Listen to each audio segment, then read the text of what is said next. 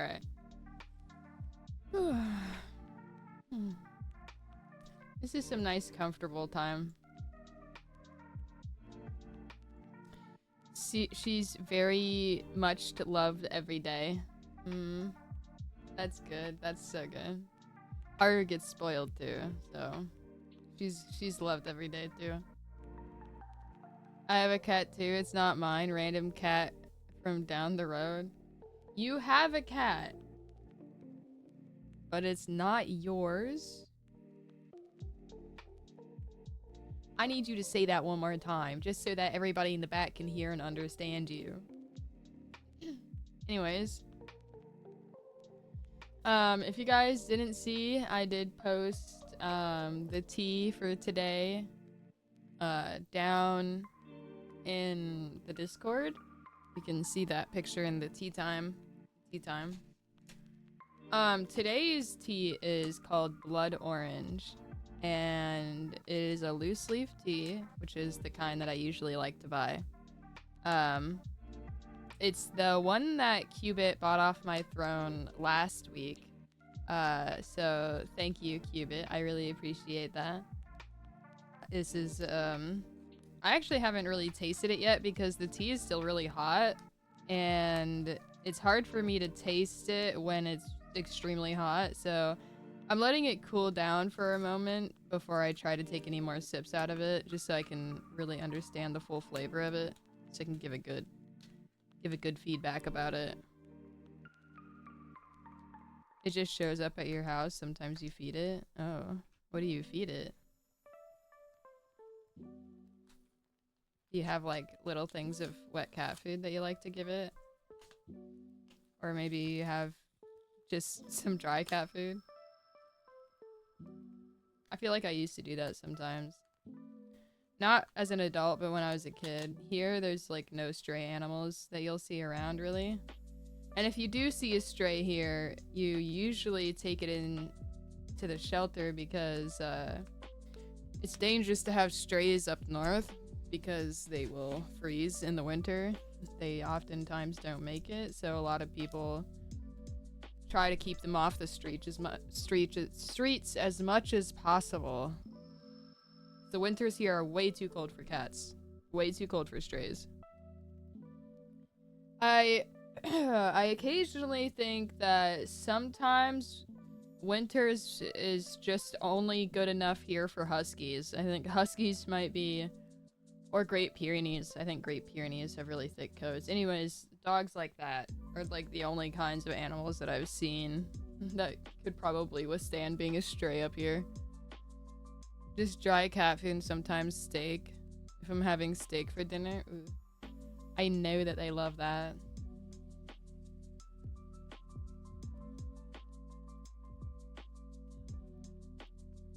Oh my god. The blood orange tea is so good.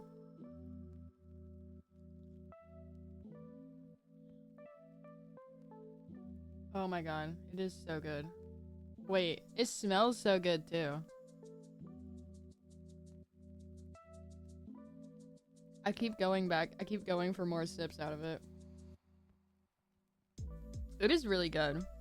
I really like this tea. This is a good one. Blood orange. I wonder what's in it. Here, let me read it. It says orange peels, rose hips, hibiscus, and natural blood orange flavor. What does natural blood orange flavor mean?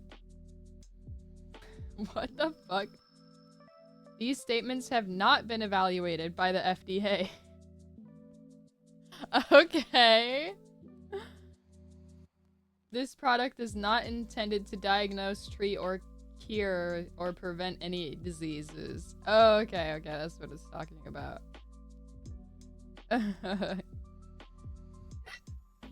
Caffeine free, no calories, no sugar, no carbs. No calories, no sugar, no carbs. Interesting. That's really interesting considering it's got orange peels in it. And things that exist in it. No calories. What if I ate the loose leaf itself? that would be a calorie, right? Instead of just drinking the tea. If I had the loose leaf itself, would that be considered like consuming the calorie? I think it would. The no calorie is a lie. Blood orange. The blood orange is a variety of orange with crimson near blood colored flesh. It is one of the sweet orange varieties. Oh. Their vibrant deep red flesh derived from anthocyanins. Anthocyanins. Powerful antioxidants, rare in citrus, giving them a unique sweet tart flavor with raspberry notes. Plus high levels of vitamin C and fiber, offering rich nutritional benefits like immune support and anti-inflammatory properties, making them prized for eating and cooking. Oh, that's nice. There's no calories unless I eat it myself. So if I really want to get the full effect of a blood orange, I just have to eat it entirely on I just have to eat the loose leaf, right? then maybe I'll get something from them. Okay, I'm not gonna do that. I swear. It's tempting. But yeah. That's fine. Do it? I mean, I definitely could, but it would probably wouldn't taste as good as the tea itself. For the bit. You want me to eat the loose leaf tea? It looks crispy. I don't think I want to eat that. What are we up to? We're doing a tea time today. I was just rating and talking about today's quote-unquote sponsored tea. I say quote-unquote sponsored because Cubit bought the tea for today. So I made the tea, which is the blood orange tea. We're just talking about that, but later in a few minutes here, we'll probably start getting to talk about the topic today, which is anime. We're just kind of starting to stream off a little slow, just chatting with each other about dumb shit. I mean, anime is probably also going to be in the category of talking about dumb shit, but that's beside the point. It's things that we like, right? Sorry, I don't know what happened with my tracking there for a second. You just made coffee? Oh my god, coffee this late into the day? I suppose I don't know what time of day it is for you. For me, it's 5:46 p.m. So, non-caffeinated tea is what I'm drinking right now. I also had Cubit also bought ceremonial grade matcha, so I'm thinking next time instead of having tea, we'll make matcha lattes, and then I'll send you guys photos of the matcha latte, and probably I might upload a video of me making it from my kitchen. I was thinking about doing that one time, just showing you guys the process of making a matcha latte or something like that. It's almost 12 a.m. You're in the UK? Oh shit. Well, that's pretty late at night to be making coffee. Do you usually stay up? You usually stay up really late? Or are you just not as affected by coffee? I know some people who aren't really affected that much by coffee. Which is, like, totally valid. Because I get affected by it. I get, like, you know, like a sugar rush? I get like that from coffee. Where the caffeine, because I have a high metabolism, so it kicks in really fast. And it makes me really, like, hyper. And then suddenly, like, after, like, an hour or two, I'll crash real bad. And then I'll be, like, sleepy and shit. It's, unless I drink it slowly throughout the day. And then, which is what I usually do with my coffee. So then it's not so bad. Then the crash isn't really so bad. But if I down caffeine, that's what happens to me. I had a teacher who would have his own coffee pot in his classroom and he'd sip 4 to 5 pots through the day. That's fucking crazy. No, that's too much for me. I have like a limit. You work nights? That's so real, bro. I worked a night shift yesterday, so I know how you feel. But like, sorry. I have limits. I limit myself on everything that's not water. Like if it's tea, it depends. Like I think maybe if I want tea, I'll have like 1 teapot a day. Which I think is still a lot of tea to have like throughout the whole span of a day is a whole teapot. When I'm sick, I expand that to like 3 or 4 teapots because when you're sick, you know, it's different. It's a different story. With caffeine, I try to limit myself to just 1 cup of caffeine. And it can be a large. That 1 cup sometimes is a large cup because I will sip on it for a long time. Because I sip on it for so long, I usually get a large. And I have this really nice cup. It keeps everything warm for like the entire day. It's really awesome. Or cold, depending on what kind of coffee it is. And then there's also... Oh, soda. I limit myself to like at most like 20 ounces of soda a day. At most. I don't really like drinking soda that much. It is that includes other carbonated drinks as well. So soda does include other carbonated drinks. I try to keep all the carbonated stuff to the maximum of like 20 ounces a day. And well, let's just say I don't drink soda every day. So when I do drink soda though, it's only once a day. I do have my limits with things. I also don't drink tea every day either. For the most part, I drink coffee and water. And I suppose tea is the other thing too. But soda is not as common for me as for most other people, I suppose. It's a caffeine rush. I'm the same too. Yeah, for real. You work nights, it would last 5 minutes with me. Wait, what? You mean like a large coffee? Me currently on my 7th can of soda for the day. Oh god. It's the big booba. I don't have big booba. What? Is this big? I suppose maybe it is. Maybe on a real lady it might be. I suppose it doesn't look that big compared to like most other like anime girls that I've seen. Like, have you seen some of those fucking... I've seen some crazy sizes on VTubers and on anime girls. Oh my god. But yeah, I suppose these are big boobs for a lady, I suppose. Actually, how big are my boobs in comparison? I gotta check. How accurate am I to myself? Hold on. That's a handful. A little more than a handful of a boob. Oh, I suppose we're kind of similar in boob size. Me and my model.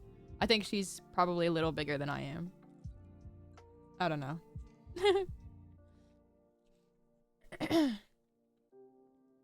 You're on your 6th beer? That's crazy. You know, the other night I drank myself to sleep, just so you guys know. They're nice. I know, right? They're so nice. I like them. I like the boobs too. Don't worry, guys. I'm bisexual, so I totally understand. Cola used to make me hyper. I had to drink fizzy flavored water as a kid.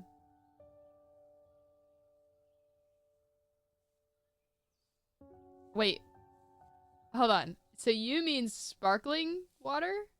You mean you would drink sparkling water, not just carbonated water, but sparkling water. So sparkling, so like sparkling like flavored water, but not just carbonated water, right? Because just carbonated water on its own is so fucking bad. I can't even imagine drinking that. Like, you've got to be some other kind of breed if you're just drinking straight carbonated water. Oh my god. Fox Lady boobs in NSFW channel. I do have Fox Lady boobs in the NSFW channel. Both in my art NSFW and in the regular NSFW. I know because Horizon posts the nude Fox Ladies all the time. Which is really based, I'm not gonna lie. And they're big enough, plus I have small hands, so you're all good. Okay, that's good, that's good. I mostly like boobs of all sizes, to be honest, except for the really, really huge ones that I've seen. The really, really big ones, I can't get behind that. I don't understand. Are all girls a little bi? This is very true. I think a lot of girls are actually very bi. But at the same time, not very bi, but I shouldn't say very bi. Just, like, very experimental. Like, that's a better way of putting it. Also, hi, Void Panda. Time for research? Okay. Okay, bye. Have fun with your research. I understand the assignment, so you're good. Go ahead and do what you need to do. Okay? I'll give you 30 minutes, you know? If you take more than 30 minutes, it's a little weird, though, you know? So if you're not back in 30 minutes, I might start judging you a little, just so you're aware of that, just so you know. But also if you come back in like 5 minutes, I'm also gonna judge you about that one too. So just don't come back in 5 minutes and don't come back after, like, you have to come back before 30 minutes and after 5 minutes, okay? You gotta. Don't look at me like that. I know what you're talking about. Don't look at me like that, Void Panda. I have drunk tonic water straight. You have drank. Okay. You have drank tonic water straight from the bottle as a kid. It was horrible. I didn't know what it was. Oh my god.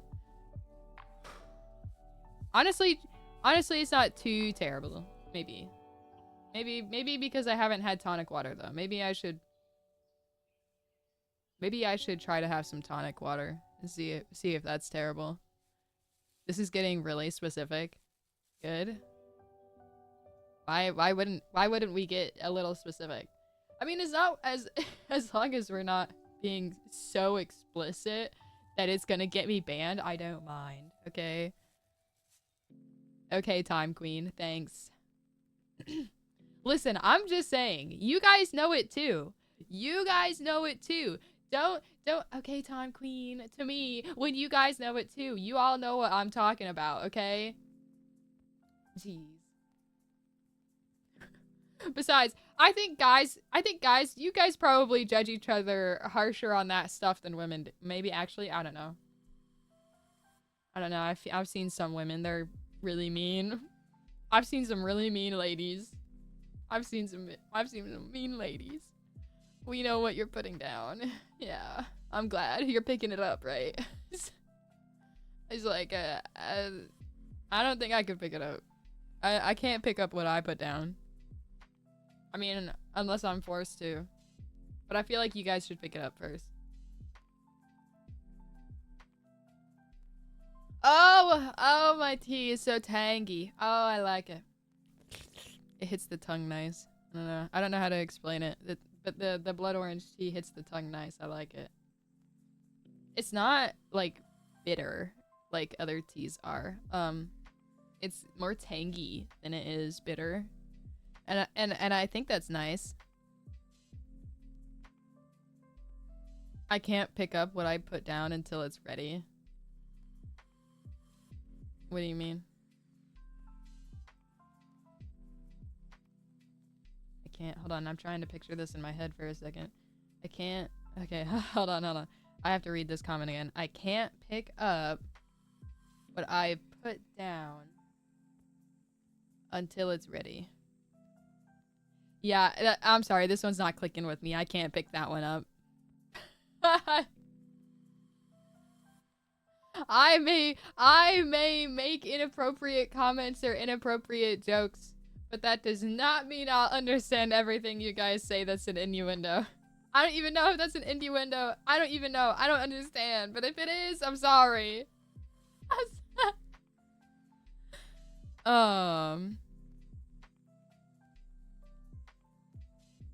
You're lost too? Okay.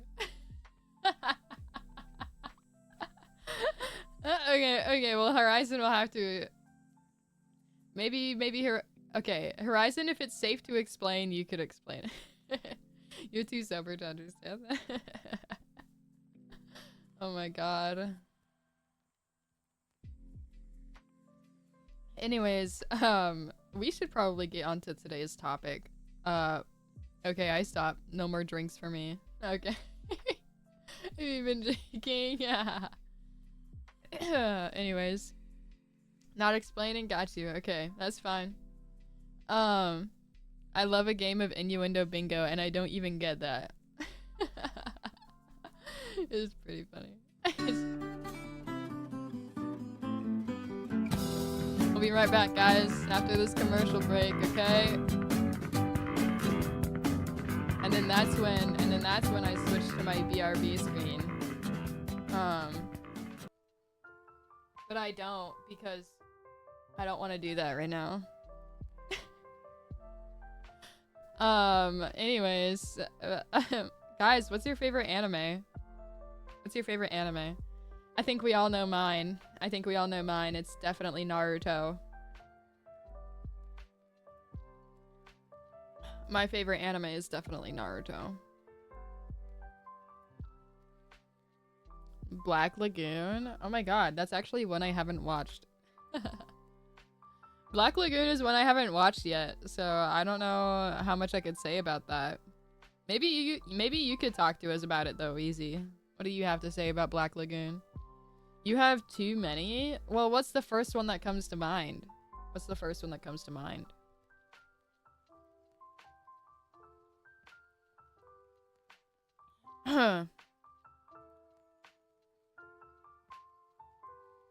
You have okay, I'm gonna assume that meant seen.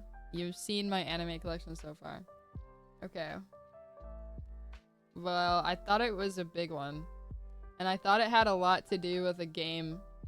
But that's a difficult question. I have watched way too much. Guys. If someone says favorite anime, just tell me the first one that comes to mind. It doesn't have to be a deep thought, okay? Just give me something that comes to mind, okay? Like, it could be any good anime that you've seen, or any anime that you've had like a mild obsession with before. Clanad? Okay, that's a good one. That's a good one. That's a good one. It is kind of sad, but it's a good one. It's a really good one. No, stop. I'm gonna cry thinking about it. Stop. Okay, we're gonna it's about... Okay. Sorry, I'm trying to get it over Clanad. Anyways, it's about pirates in the roughly 90s, and they do pirate stuff. And life in, like, the crime world and such, action and stuff. Pirates. I don't know. I've seen, like, snippets of Black Lagoon. I never would have guessed that it was, like, specific to pirates. Hi, Bunny. Hi. We're talking about, a favorite anime. Or, like, the first anime that comes to mind when I say favorite anime. Moonlight Fantasy is one of your favorites. Isn't that one an isekai? I think that one's an isekai. I think I saw the first few episodes of that one. So that's why I don't know if I should comment about it. Modern day pirates, so it's like different. Oh, okay. That's understandable then. That's totally understandable. I don't specifically remember what I disliked about Moonlight Fantasy. I just remember that it lost my interest because it probably felt like an average isekai, if that makes sense. I'm not saying I didn't watch the full season, so I can't be I'm not, you know, I can't completely judge it, but the first few parts that I saw, the first few episodes, it didn't really capture creativity or like, you know, I don't know.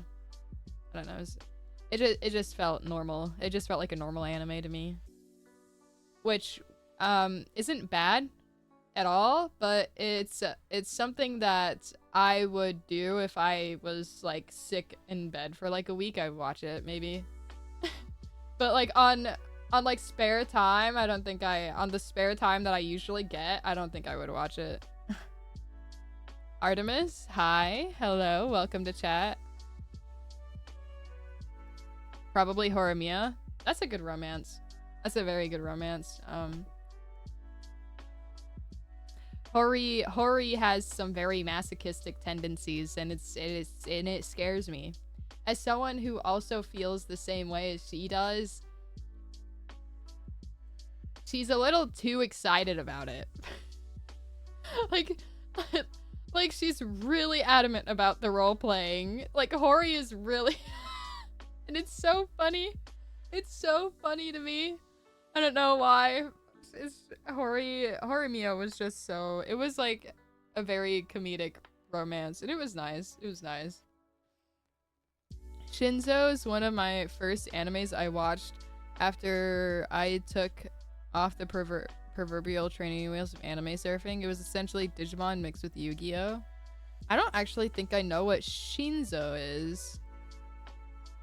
How does the day go? We're talking about our favorite animes, Artemis. I went through an anime website from A to Z 3 times. My friends jokingly call me the archive, as I can find most anime they want by seeing a fight scene. Dude, you remind me of a little of myself, but like Naruto. I feel like if I just heard the audio of a fight scene, I would be able to pinpoint which arc it is, and sometimes which episode it is. It really it really depends.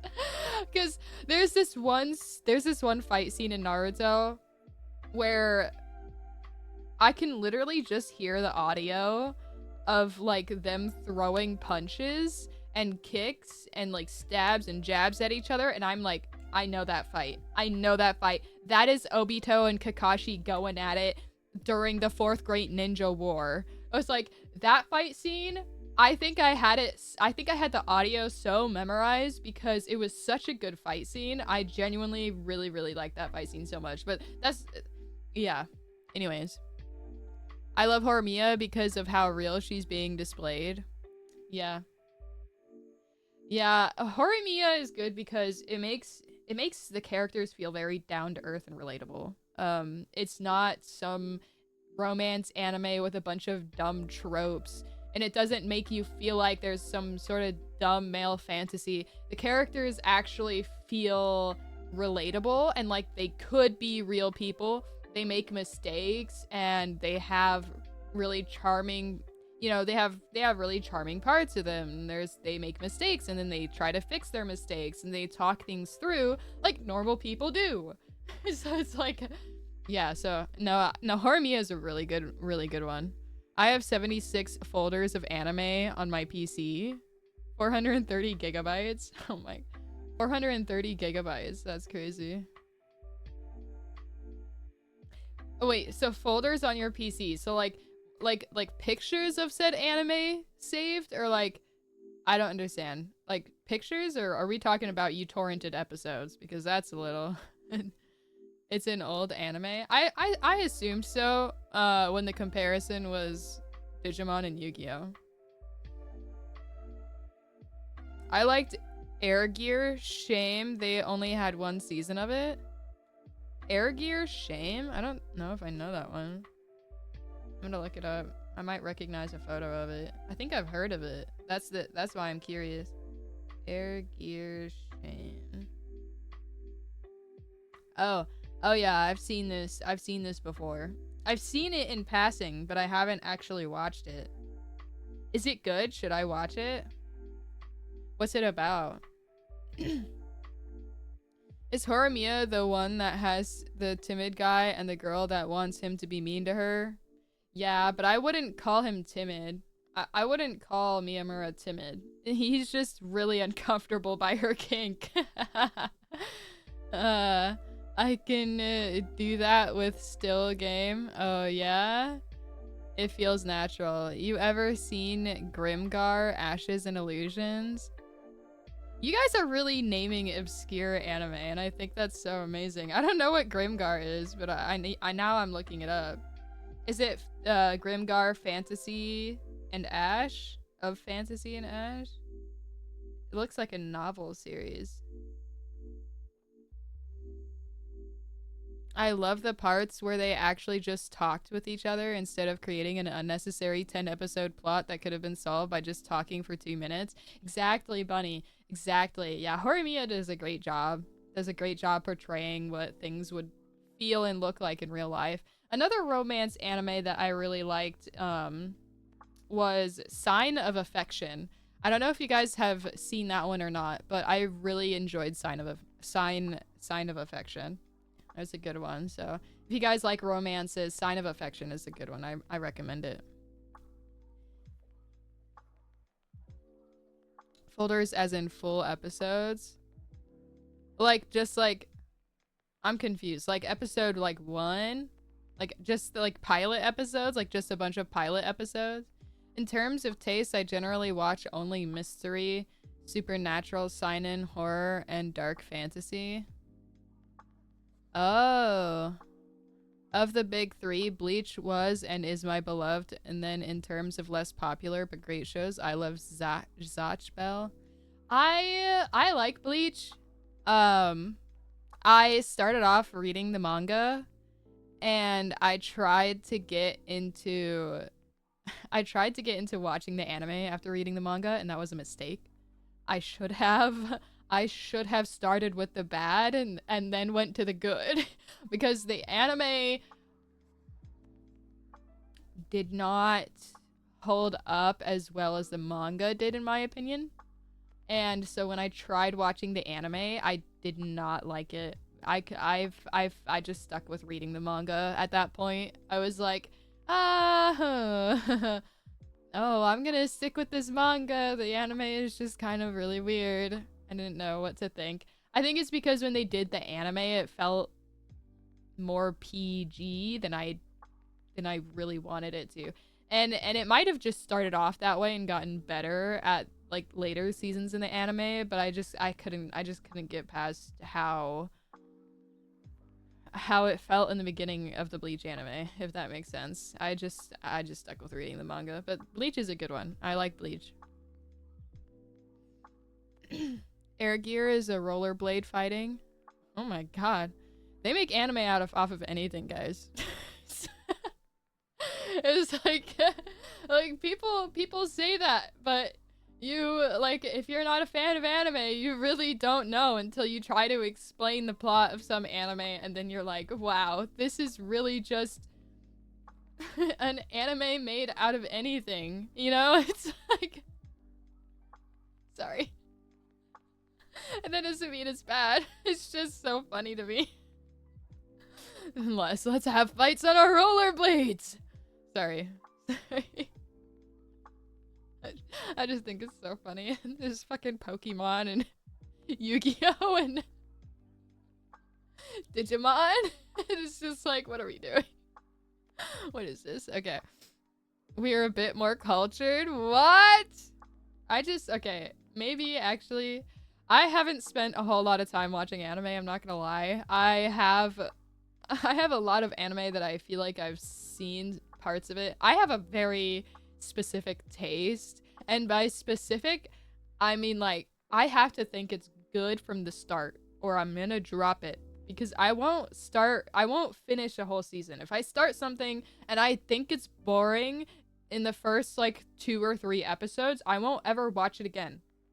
So something has to really like make me hooked like within the first 3 episodes for me to actually finish watching it. And it doesn't happen very often because most anime out there is actually just ass. And I'm sorry, but it's true. And as someone who's mildly like a writer, I've read a lot of books, like actual books. Yes, novel. I've read things like Sherlock Holmes. I've read his younger adaptations. I've fucking read The Art of War and a bunch of other shit. You know, it's like after reading like good shit, like good content, I expect so much more out of like the value of my time. And if it doesn't feel like my time is valued in the first 3 episodes for watching it, I just will drop it. So if something gets better after the first 3 episodes, I'm sorry. But after the first 3, if it's not good, I will drop it. And I will be none the wiser. I will be none the wiser. And actually, I usually don't mind being none the wiser because it's not like I have a whole lot of time on my plate to watch anime as an adult anyways. I did most of my anime watching as a teenager, so yeah, I'm a little behind on a lot of things, and not having enough time means that I'm not as cultured. Sorry, I need to take a drink out of my tea. My throat was a little dry. I talk too much.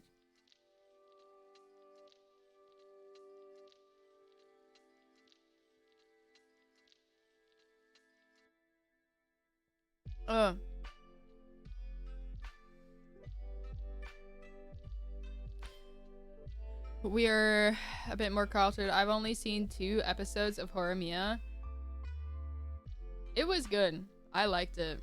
But I also know that sometimes the romance genre just isn't for everyone.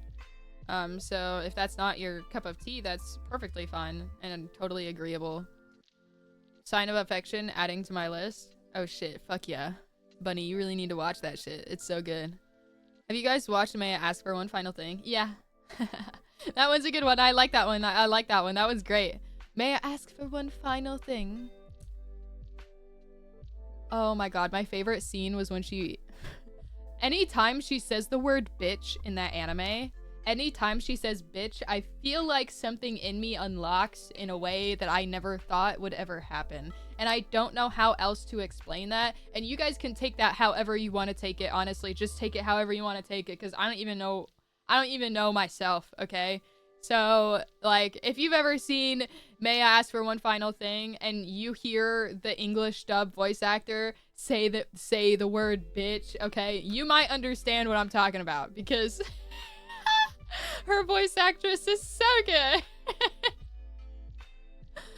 The anime at least has some of the finest openings ever. Oh yeah, Bleach has some good openings. Yeah, it's because the team handling it censored it really bad. Yeah. On Nagatoro? Fuck. I have to remind myself which one that is. Nagatoro. Oh! That one creeped me out too much. I didn't watch that one.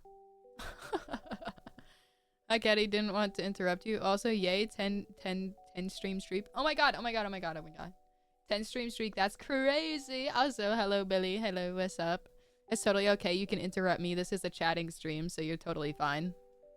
The 1000 Years Blood War season, though it's great and is not censored in weird ways.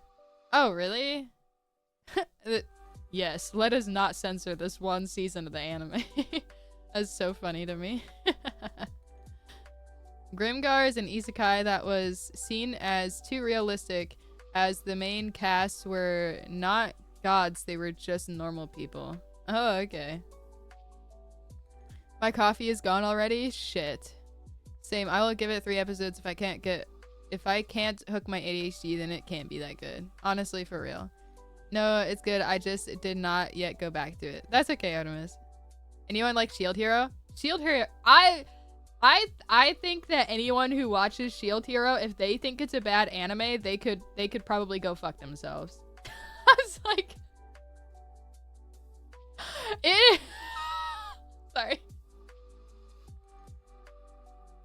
It's like, okay, so there are some anime I feel like like there are some anime that hit really really good like niches and really good spots. Like some anime are actually genuinely just so good that you can't find many faults with it, even if you have a specific love for specific genres. Because Shield Hero hits the mystery, it hits the romance, although the romance in it is a little weird, albeit, but it's not bad. And also the action and it is so good. Isekai, if you're like isekai, it's an isekai, you know? If you like adventure, it's an adventure, you know? It's like, it's got so much in it and so much emotion. The story writing is just too good. It's like, the story is just too good in Shield Hero for anyone to really dislike it. And if you really actually do dislike it, I'm sorry that you are that way. Wow.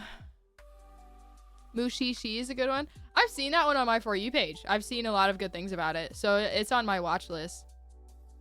Her voice actress is really good. Yeah. Kubo was in direct control, so it's way higher quality than the original anime. Oh, that's awesome. Nagatoro has an amazing turnaround once you get past the first 2 episodes, but the main characters have so much growth in that one.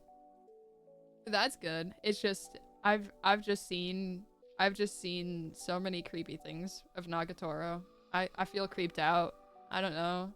Maybe one day I'll decide to watch it, who knows.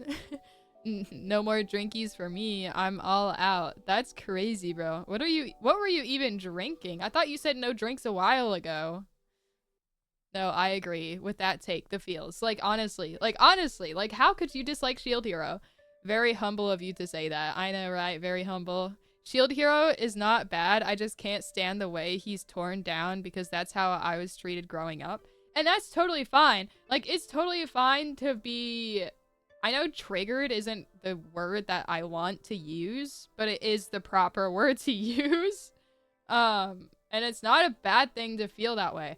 I've had to drop books that I knew were really good books because I felt devastated reading them because they're just that relatable to me personally in a way that made me uncomfortable, and that's totally fine. It doesn't mean you disliked it, or it doesn't take anything away from you personally, so don't worry about that. But yeah, no, I agree. Like, Shield Hero really hits you in spots that you never thought it would. Like, honestly, like, you're looking at the cover and you're like, oh, wow, the Shield Hero, just another isekai. No, it's not just another isekai. It's good shit. It's good shit. Also, that time I got reincarnated as a slime. That's a good shit. That's good shit. That's good shit isekai right there. Oh my god.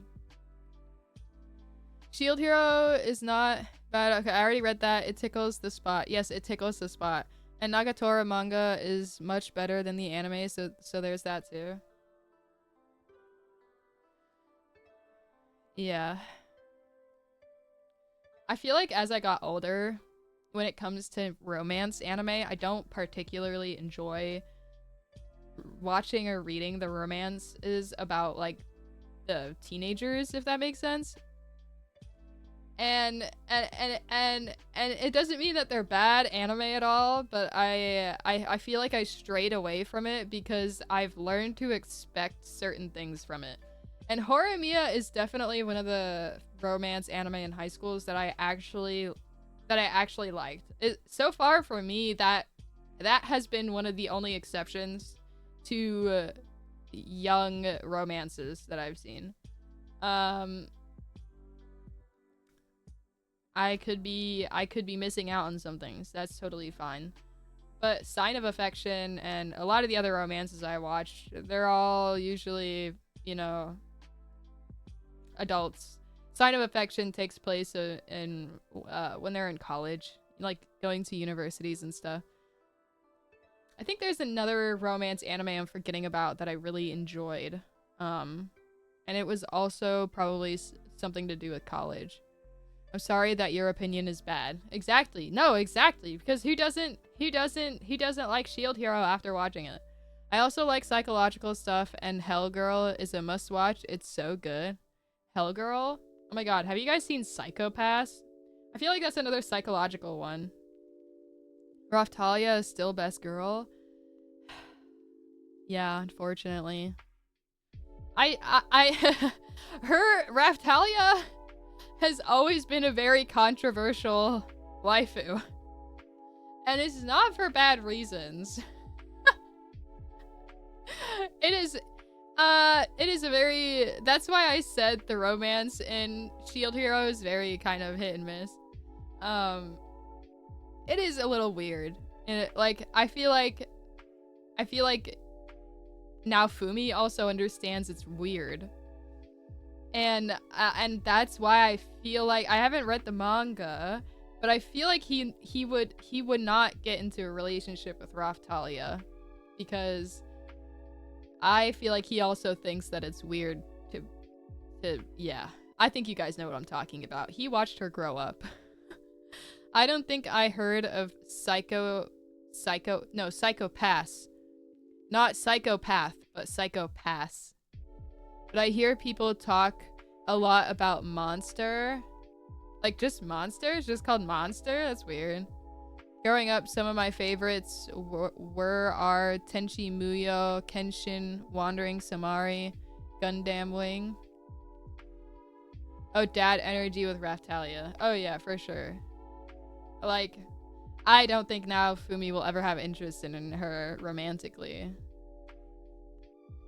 Oh yeah, I watched a shit ton of Psycho-Pass. Okay, good. Okay, so you know. That's a good psychological one, I think. It's considered psychological, right? Like, I hope I'm not making a fool of myself when I say that. It's been so long since I've seen Psycho-Pass. I don't usually get into the habit of watching psychological anime, though. I feel like recently I've been more hooked on the reincarnated as a villainess. Because most isekai doesn't hit the same. Like, I feel like after watching Sword Art Online and then watching That Time I Got Reincarnated as a Slime and Shield Hero, it's like seeing other isekai, it doesn't feel right anymore. So I switched my specific isekais to female leads because I'm hoping to find something good. And I feel like I've found a few good ones. There was a few good ones that I think I found, but most of them are also kind of not very good as well. It's definitely still a hit or miss with isekai. Most of them are misses. Reincarnation anime is good. SAO is boring now. See, I actually think that's so funny. I think that's so funny that you say that, because SAO is actually really good, but it's very awkward when it comes to Kirito, because he has so many girls that are fawning over him. It just feels ridiculous. But at the same time, that's all you ever fucking get out of all the other isekai anime anyway. So it's like, I don't even give a shit anymore. So it's like, because the story is good. The story of SAO is good. It's all competent stuff. And I understand everything that's going on, and it's well written. And the romance between Kirito and Asuna is fucking amazing. It's awesome, honestly. Like, I love their relationship. But Kirito has so many girls that are chasing after him, even though he's literally got Asuna right there. And they act all jealous, and they don't ever move on. Like, girls, I need you to move on. Stop being jealous of Asuna because she's with Kirito. I don't know. That was the only really thing that I disliked so much about SAO. But that's in like every fucking isekai I've ever fucking seen in my life. So I have like low expectations when it comes to isekai. I'm not gonna lie, guys. Isekai is bad. Most of them are bad, okay? Like, I go into watching isekai with a very low expectation. Very low. Every single time. Sounds like a normal school relationship? No, it doesn't. No, it doesn't.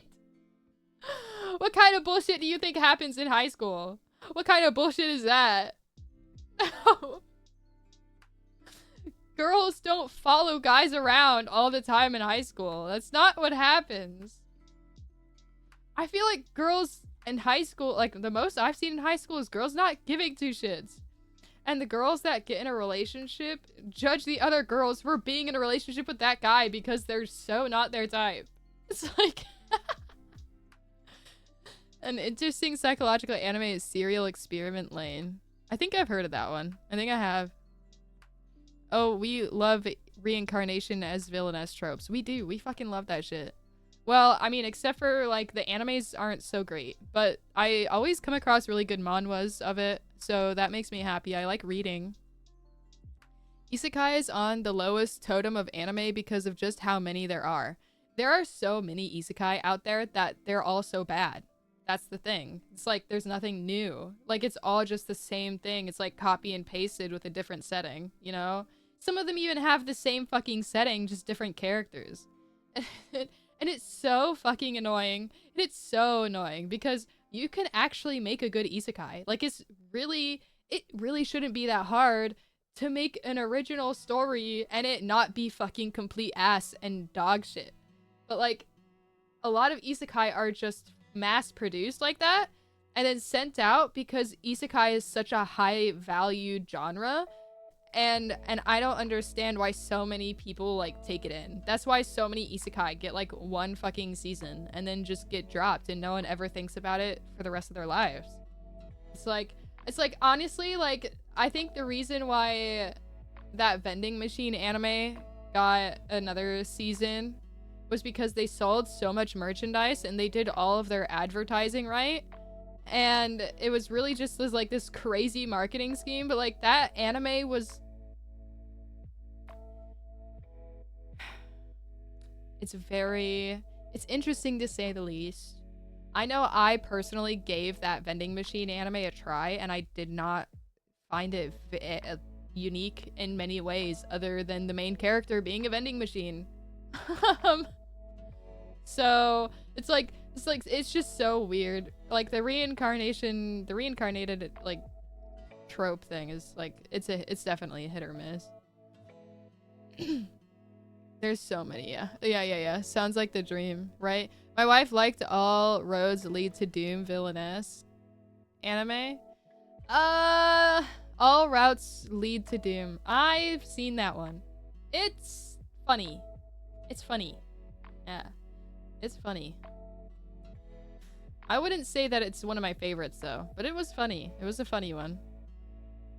Sounds like a normal school relationship. No. Isekai is the bottom of the barrel. It really is. So much isekai slop in the last decade, right? Most isekai are so repetitive and low quality, and sometimes you find a gold mine in all of them. Right, like that time I got reincarnated as a slime, or Shield Hero, you know, things like that. Like that's like the fucking diamond in the rough that you're finding there. Bro, the girls in my high school were so wild. The manhwas are amazing more than not. I like manhwas. Right. What do you mean the girls in your high school are so wild? What did they all... Like, what do you mean by that?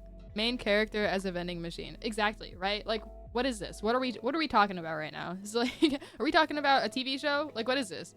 I watched the first season. Could start the next season. Vending machine anime. Couldn't start. Yeah, right. Your favorite is Overlord? Oh, right. That one's an isekai too. I forgot Overlord was an isekai. I forgot that one was. Oh, hi, you, Amy. I don't know. I feel like Overlord was kind of a slow to start good one. I'm not saying it was bad, but I feel like it didn't get good for a little while. I didn't complete the season, but I did notice that it started to pick up after a few episodes, which I liked. I liked that. But at that point I had lost interest. So I know that Overlord is good. I actually do know. I've had some people spoil me on it a little bit, so I've seen some good scenes. What about comedy? Love is War is great. I don't think I've actually seen that one. I don't think I've seen Love is War.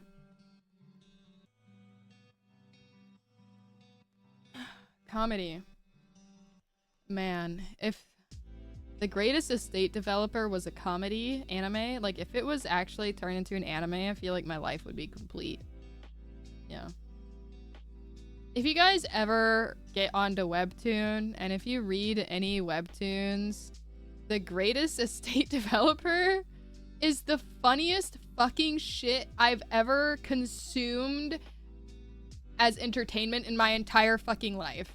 Like, yes, Sabrina knows because Sabrina's read it too. But holy fucking shit. That is fucking comedy gold. And I've never laughed out loud so many times, so hard, while reading or watching anything than when reading The Greatest Estate Developer on Webtoon. I promise you guys, it is the funniest shit. It is the funniest thing I've ever, like, seen in my entire life. Like, if it ever got an anime adaptation, pray to fucking God it does. But if it ever does get one, I feel like life would be complete and I would be very, very happy. I would be very happy. Pass the monster meat, my lady. I have seen the first few episodes of that. I forgot to continue it though. I've been a little busy, but I was watching it not long ago. That one I didn't mind watching. I'm pouring more tea, sorry. I have the teapot. I have the teapot on my table. You have that in your collection too. I like slice of life anime and ow. And it's both. Hydrate, I will. Oh my god, I accidentally I'm clicking on things. Oh my god. Oh my god. Log Horizon dot hack. Oh, Log Horizon I've heard good things about. I've actually heard good things about Log Horizon. And it's on my list to watch that one. I don't know about dot hack. I haven't seen that. I haven't heard of it either. The amount of memes you collect for that. Oh my god, yo. You've read it? You've read it? The faces are just perfection. Oh my god. All right. So you fucking know how fucking hilarious that goddamn webtoon is. Like, I swear to god, did you guys watch the past the okay, I already read that comment. I'm good. Is old and triggering. It's old and triggering. Like, it's the psychological one? Stop clicking on me, my eye. How did you know I clicked on your name? On accident. How did you know that? Gosh. Horizon is being haunted.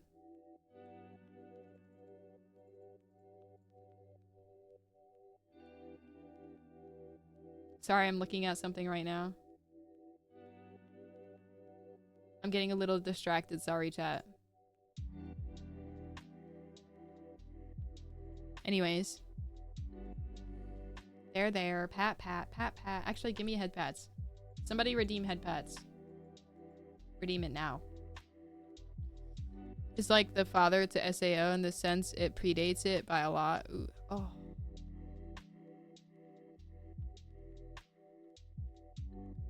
Oh.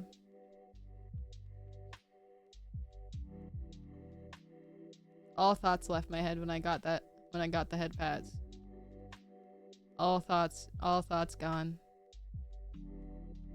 You were going to ban me? I don't think you want that. I don't think you want that to happen. I mean, if you want me to, I could, but all I did was accidentally click on somebody's name. I don't even know if it was yours specifically. I just accidentally clicked on somebody in the chat. In dot hack, the characters are always dying at the time it was triggering to me. Oh my god. I hate that shit. I mean, something like, fuck. Akame ga Kill. That's what it's called. Something like Akame ga Kill honestly makes me so irritated. I can't watch them either.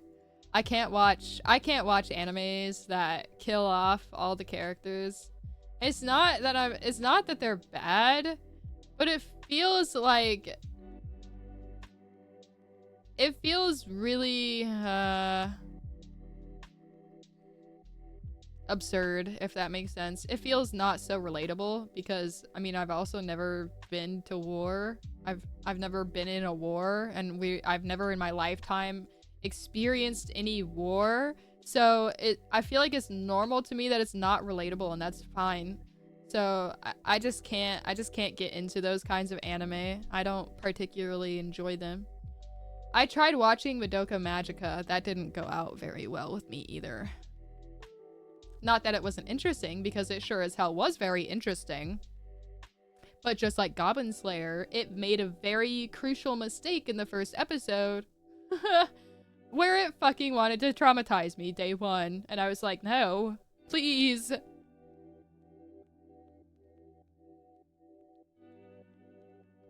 The game that they play is just called The World.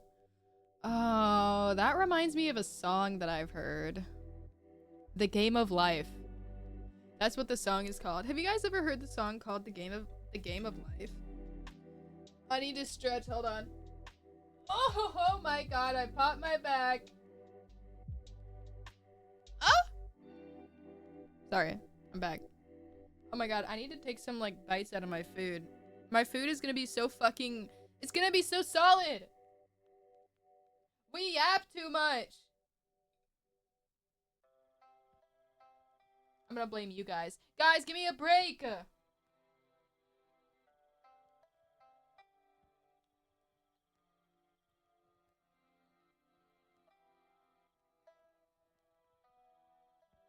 Bruh.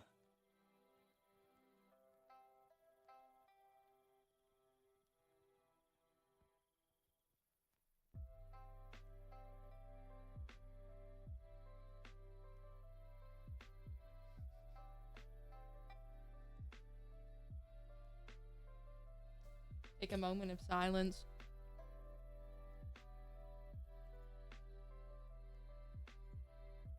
I'll turn up the music a little.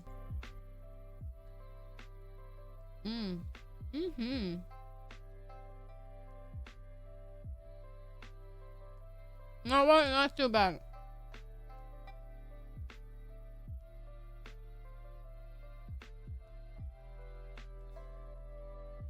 Oh my god. I didn't finish chewing.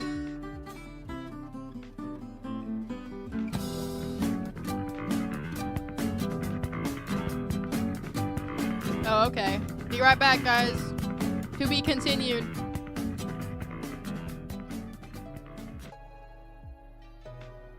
Hello, darkness, my old friend. I've come to talk with you again. This be right back screen is not very dark. You'll be fine.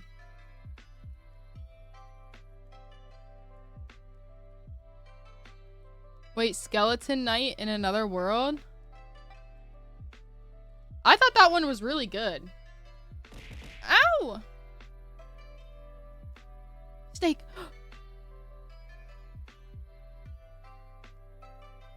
Yeah, I thought Skeleton World was really good. That's also one of the...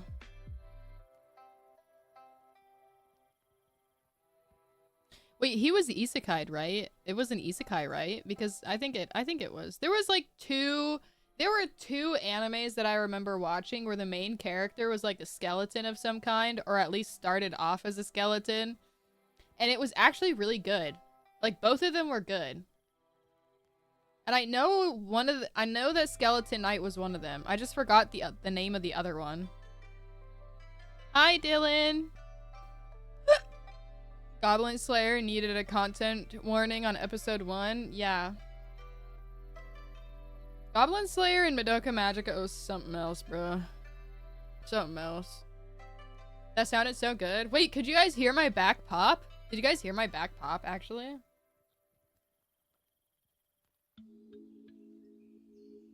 Ooh.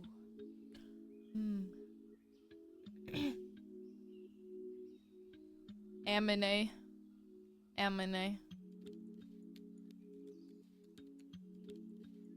Tsukimichi. I don't know about that one. You did because of headphones? Oh my god. Followed by a lot of moaning. God, it felt so good. That stretch, like, you guys have no idea. That stretch felt so good. Okay, don't judge the moaning.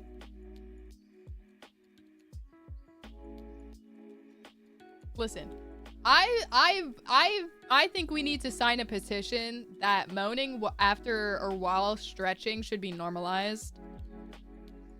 I need everyone to sign this petition because I think it's a very valid one, and I think that it should be normal. Bending over real good. Oh my god. You're signing the paper? Good. Sign away, guys. Sign away. You can't stretch without moaning, to be fair. Dude, honestly. Like, okay. This is so funny. But like, I don't know why this is reminding me of one of my coworkers is also one of my friends in real life, right? So one day he comes like into work, and I usually work a morning or an afternoon shift, and then he comes in for his night shift. And then he comes up to me, he's like massaging, like he comes up to me, he starts massaging the back of my like neck area or something. Between the shoulder and the neck. And I just fucking folded. I don't even know what happened. I just suddenly died. And like fell backwards. It was so funny. And then he said, "That is the most bottom thing I think I've ever seen you do." And I'm like, "What the fuck? What the fuck? What do you mean the most bottom thing I've ever seen you do?" Dude, the massage was good. Leave me alone. It felt good. He's not wrong. He is. No, don't say he's. What do you mean? The massage just felt good, guys. Okay, it just felt good. I didn't moan or nothing. I just got a little weak in the knees. But anyways, if you don't moan while stretching, then you're doing it wrong. Exactly. Sounds like Caddy. She's skill. I'm skill. I'm very skill based. I'm a very skill based character. So, you know, if you don't have skill, you can't play me right. All right. Wait a second. What the fuck does that even mean? Anyways, is she small? I'm not small. You guys know I'm not small. You know how tall I am. Isekai office worker is a boys love isekai. If you guys are into that thing.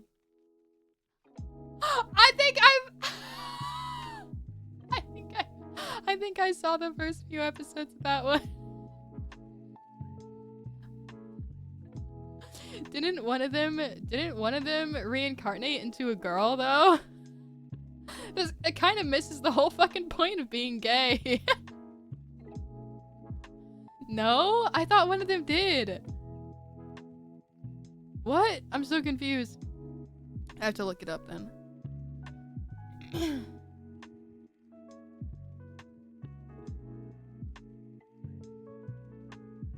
Isekai office worker. Wait! This is the new one. I saw clips of this. One. This is not the one I was thinking of. This is a different one. Oh my god, I have to watch this. I love gay shit. Thank you. Thank you for telling me. Thank you for reminding me that that one existed. I forgot it just came out. Height is between mini and really small. That's crazy. You're welcome. Thank you. Thank you, Artemis. Making me blush. Oh my god. Yeah, I'm hard. I'm hard, chat. I see gay shit, I get hard. Sorry. My apologies. No, it's the same. No, it's the same. It's the same with girl love. Pornhub. Yeah, type shit. Retweet that. Okay. I did not stick my tongue out. I'm just trying to eat my food, and my tracking for some reason thought I was sticking my tongue out. I did not do that. It would have been really fucking funny if I did, though. On purpose, anyway.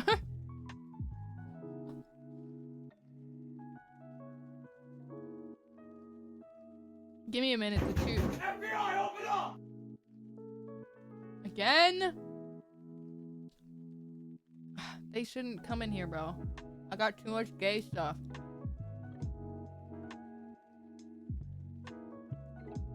What's in my tea? Blood of the innocent.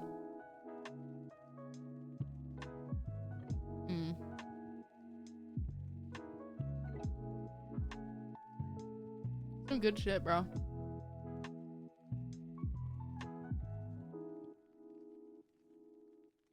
Just saying, you guys should try it too. Hi, Lucy. Thank you for throwing a fish at me. Fish is yummy. I like fish. Oh, headbands! And blood of the innocent. Helps Caddy stay young. Oh, you mean like Catherine Bathory? You mean like... You mean like Catherine Bathory? The girl who bathed in virgin blood?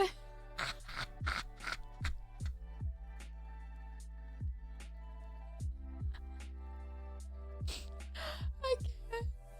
Oh my god. Hi, Lucy. Hi.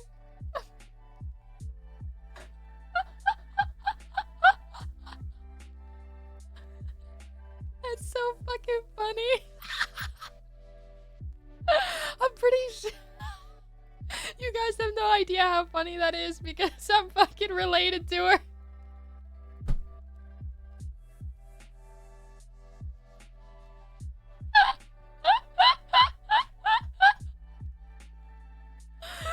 Oh my god. Okay, I gotta breathe. I gotta breathe for a second. Oh my god. Oh my god. Holy shit. Fucking family tradition? Oh yes it is. Oh yeah.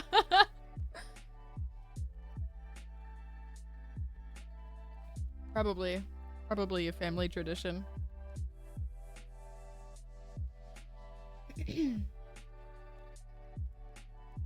Yeah, my relatives on my mom's side is really fucked up, guys. If I'm gonna be perfectly honest with y'all, I'm related to some weird ass people. I'm gonna tell you that.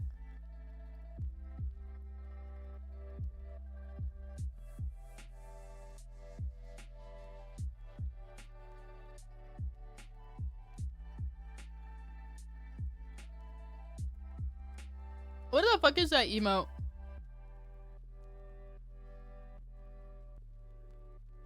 That's crazy.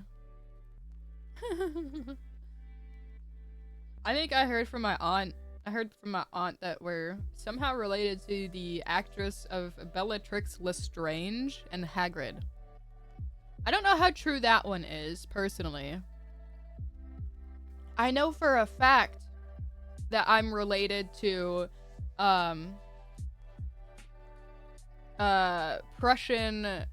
Prussian quote-unquote royalty and generals in the German army during World War II.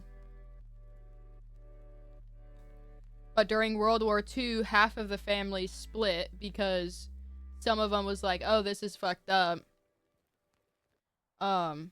Which is, I'm related to that half of the family that said this is fucked up. And then we moved to America, supposedly.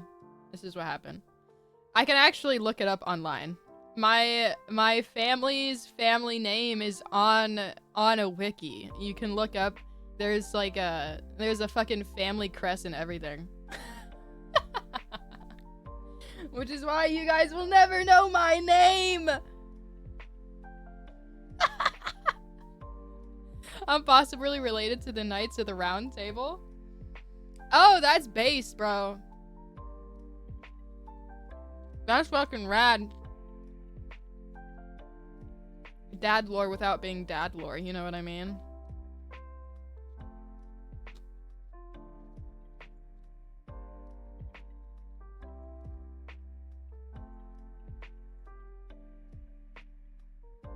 It's not Caddy? What the fuck?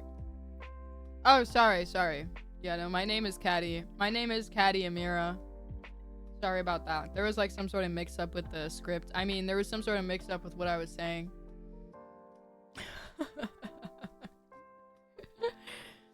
What is this emote? Lucy, what are you sending? That's so fucking... What is that? That's so fucking funny. I don't even know what's going on. Oh, chicken tendies. Actually, I'm eating steak and chicken right now, actually. Specifically katsu. Katsu and steak. Along with a lot of fried veggies and rice.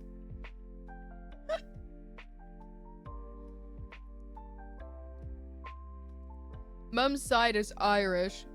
Dad is Cornwall, Cornish. That's interesting. I like hearing about people's like lore. Like not their lore specifically. I mean, I like hearing about that too, but like also like the family lore. The family name. You have too many weird emotes. I don't know if you're in my Discord server, but I have so many fucking funny ass stickers in my Discord server. So if you're a fan of memes or funny stickers, you should totally join the Discord. I only say that if it was actually worth joining. It is definitely worth joining if you like those things.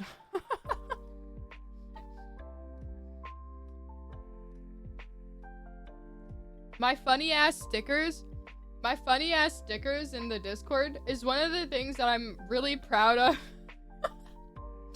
It's one of the things that I'm really proud of. Some funny ass stickers in my Discord. That's probably why you fit the yokai name. If you're following me, don't worry, you fit the yokai name. Because you're mine. If you're following, you're mine. You're never leaving. You are part of the yokai. Oh, some examples? I want to see this shit. What is with these pregnant men? Are these pregnant men emojis? Is that what's going on? Feet? Armpits? Okay, these are, oh, this one's a kinky one. These are kinks that I don't think I would have ever thought of on my own. Armpits. What is this? This one with the fucking funny ass nails. That's so funny. Oh my god. I need an emote like that. Holy shit. You're like, sled. It's just like fucking really long ass nails. Stupidly human hands. I mean, of course they would be human looking hands. That's... Anyways. Moving on. What am I adding more funny stickers? When I fucking commission more. Obviously. It's just difficult right now to commission more stickers. Because I already have all... not all, actually. Just a lot of the slots filled. But also... it costs money to commission those. I made some of them on my own. I think there's probably gonna be a few more I can make on my own that I was planning out. Along with a few emojis I can make on my own, but... other ones cost money, and right now I'm trying to keep most of the money aside for the lore video. Because I want to get that lore video made, to make the debut seem more real. You know, obviously. I'm really excited to share a lore video with you guys. I think it'll be definitely really fun.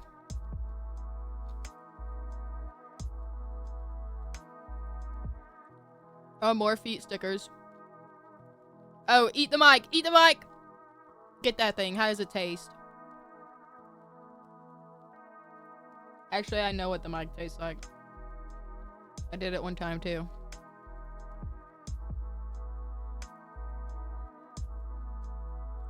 You have a screenshot of all the frick emojis, right? It's so funny.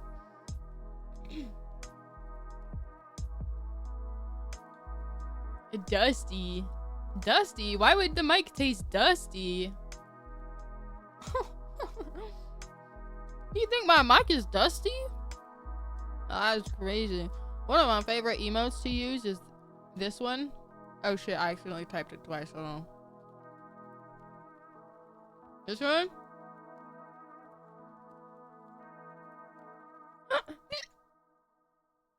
What the fuck? That one. And this one? The bacon emotes are really good.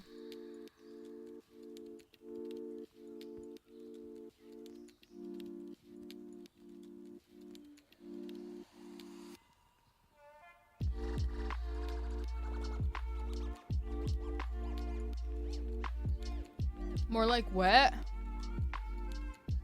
What do you mean? What do you mean by that? What do you mean by that?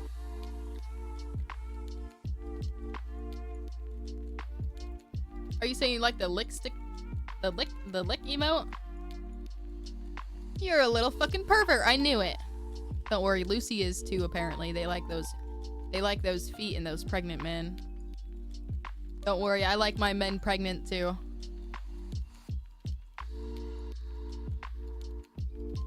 You hear that, chat? Bend over. Bend over.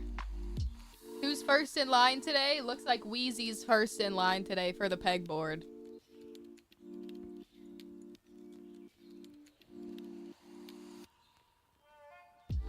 I got a carrot and broccoli in my mouth.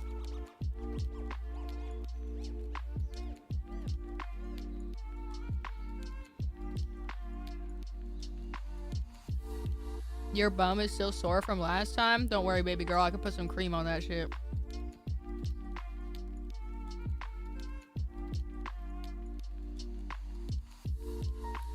BRB checking bank account for what? Oh, that lick emote is so good. Wait, what is that second one? With the one with the white cat with a big ass tongue? That shit look like lick-a-licky, bruh. That's funny though. That's funny. That's funny. Stop checking your bank account. Don't you dare. Don't you dare do no checking of your bank account. Stop that shit. Stop that shit. Somebody ban him. Somebody ban him. Time him out. Time him out. There's no mods in my chat. It's just me. I knew it. All my mods dipped today. Bunky.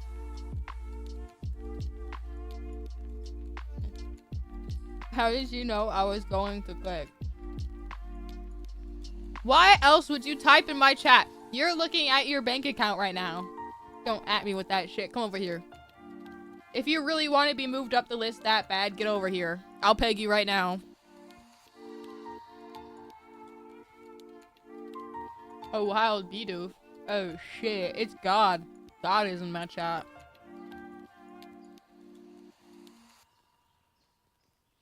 You heard peg? Who are we pegging? Do you want to be pegged too, bunny? You want to be pegged too? Lucy looking at me like we're fucking crazy psychos. Don't worry, Lucy. Don't worry. We all know we're into that. Oh. Horizon! What did I tell you?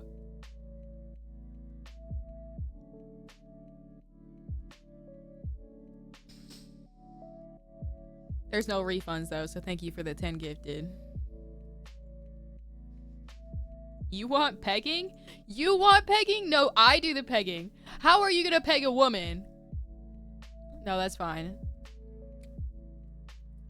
Estepanoob got a sub. Oh shit, Lucy got a sub. Oh shit. Noxia got a sub. Professor Nim got a sub. Twisted Metal. Oh shit, you got Twisted Metal a sub. Yes, everybody, thank you, Horizon, for the gift subs. Thank you, thank you, thank you. Wait, there's an Ara redeem. Oh my god, guys, why do I still have that redeem? Why do I still have that redeem? Anyway.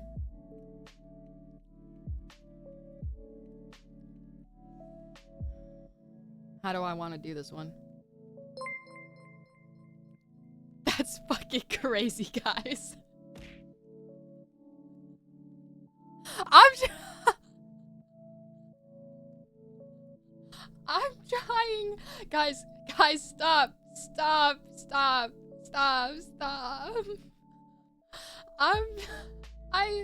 Stop. I can't even keep up with you guys right now. Give me a break. Oh my god. Yes, how do you peg a woman? I could ask you the same. We could find something. We can work something out. Okay, sorry. Wheezy, thank you for the 20 gifted. Are you guys trying to show each other up in my chat? What is going on? That's it for the subs for real. That's not the safe word. Holy fluff nuggets. I don't even know what's going on. I don't even know what's happening anymore. I don't know that we lost the plot, guys. We were talking about anime and we lost the plot. It divulged into whatever is happening now. I want to hit the 1,000 subs button so fucking bad. No! Wait, there's a fucking button for 1,000 subs? That's insane! I thought there was only 100 at a time. Did they change it or something recently? I'm actually curious. Please do tell me. Not that I want you to do it. I do not want you to do that. But yes, I want to know it. I want to know what the buttons are because I haven't gifted any more than like 10 or 20 subs in a while.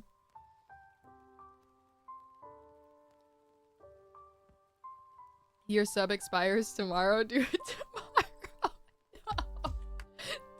Don't do it. There's a 200 button. Oh shit. 1,000 subs? Like, take out a loan. Honestly, like, what are we thinking? Would you rather we— No! You're scaring me. You can customize an amount. There is a 1,000 button too. Only costs 4,000. Only 4,000! Only 4,000! Bunny, do you know who you're talking to? I work at a Subway, okay? I work at a Subway and I do streaming. I edit when I can in my spare time. Oh, fuck. I need to upload the edits I've been making. I have like 4 or 5 edits done. I also decided yesterday that I wasn't going to, or not yesterday, but I also decided I wasn't gonna upload the first tea time because it was so badly scuffed that I was like, yeah, this is like unsalvageable. So if you guys wonder why I didn't upload the first tea time to YouTube, that's why. But that's fine. I'll upload this one tomorrow. This tea time will be uploaded to YouTube tomorrow. Don't worry about that one. You know that one turtle VTuber has the sub record? I bet we could break it. No, guys. I am a way too small of a VTuber to be breaking any subscription records at all. Okay? That turtle guy? You mean the guy with like the turtle on the head that's actually the person, and then the girl is like a robot or something, or like a puppet of some kind? I think I know who you're talking about. 4,000 USD would cost me 8,000 NZD. No fucking way. Would rather bank transfer money straight to Caddy. Yeah. This is actually so funny that Horizon says that. That is donations is the peak way of spending your money on Twitch, honestly. Subscriptions are nice when you try to break records or when you're trying to do Partner Plus or things like that. But if you're looking to support directly, the best way to make your money's worth is by donating. Which is funny that I say that, but it's typically what I also try to do. Which is why I don't give subs very often. Or actually, I usually don't buy things other than for my friends. And you guys know who my friends are. I usually just send them things in the mail. Like, Dwago has a PO box, and I know, obviously I may or may not know where my other friends live, so I send them nice little letters with presents every now and then during holidays or celebrations, things like that. You're applying for a credit card? No, no way, Wheezy. No, no, hold on. She is AI? Yeah, that's right. She is AI. New Zealand, cool as heck. New Zealand is nice. I think it's pretty. Isn't it pretty in New Zealand? I think it is. We should get you a Tea Time Gamer Subs cup. Oh my god, that would be such a fucking dream come true. That probably won't happen for a long time, but I think I really like doing these tea times. I think that from now on they're definitely gonna be like a staple of what I do. You know, just okay, chat. You gotta vote every Saturday. I send up the poll on the Discord, the Discord of which topics we're gonna talk about, and then I prepare some things to watch or some things to talk about, and it's really nice. I like sitting here and just talking to you guys for a long time. Streaming, I think, is like, I wouldn't say like a preferred way of socializing, but I feel like this is where I find the people that I love the most, if that makes sense, by streaming. I really enjoy talking to you guys, and it's something that I really enjoy doing. It would cost me about 3.3k and Twitch 3.3k euro, and Twitch gets 70% of that. Nah, right? Yeah, no, no, you're right. So like, I think Twitch gets like, I think they take like half of it. Twitch takes half of my subs, the money earned, and then then I get taxed on the half that I get. So then I get even less. So by the time that I get everything, it's basically like I only got 70% of the profit. 70 or 75% of the profit. I think once you get partner, I'm not too sure. I think that they've changed a lot of things, and I haven't looked into it because I'm nowhere near partner. But I think once you get partner, you may get more income as well. Or maybe that's partner plus now. I get really confused since partner plus has come out. Did you watch Lord of the Rings? Oh yes, of course I have. One of my favorite VTubers is from New Zealand, and one of my favorite bands was too.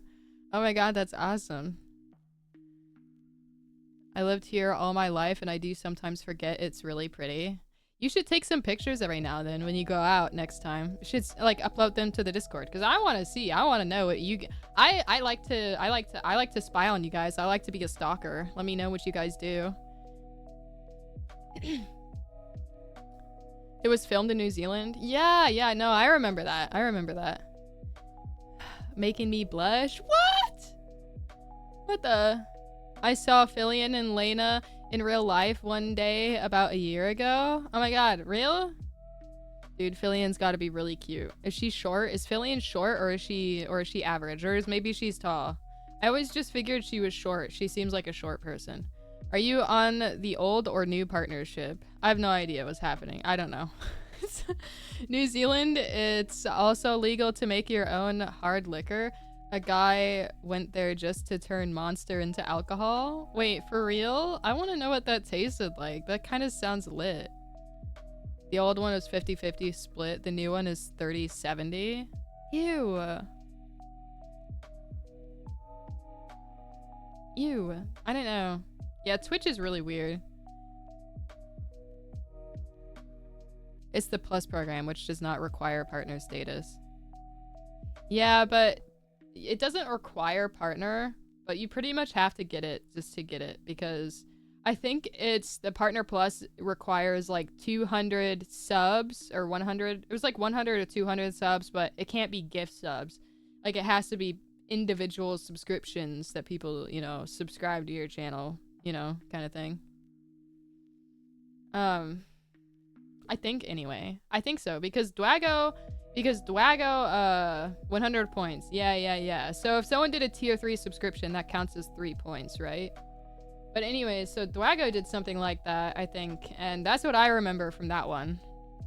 No? 6 points? 6? Oh shit. It's got a different setup than I thought it did. That's nice though.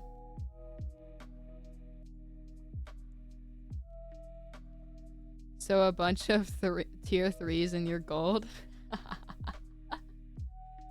How much is a tier 3 per month? How much is that?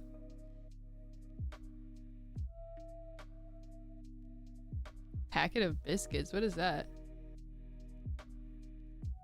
Thank you, Eternal Galaxy. Have a good night. Thank you for stopping by. 25? Oh.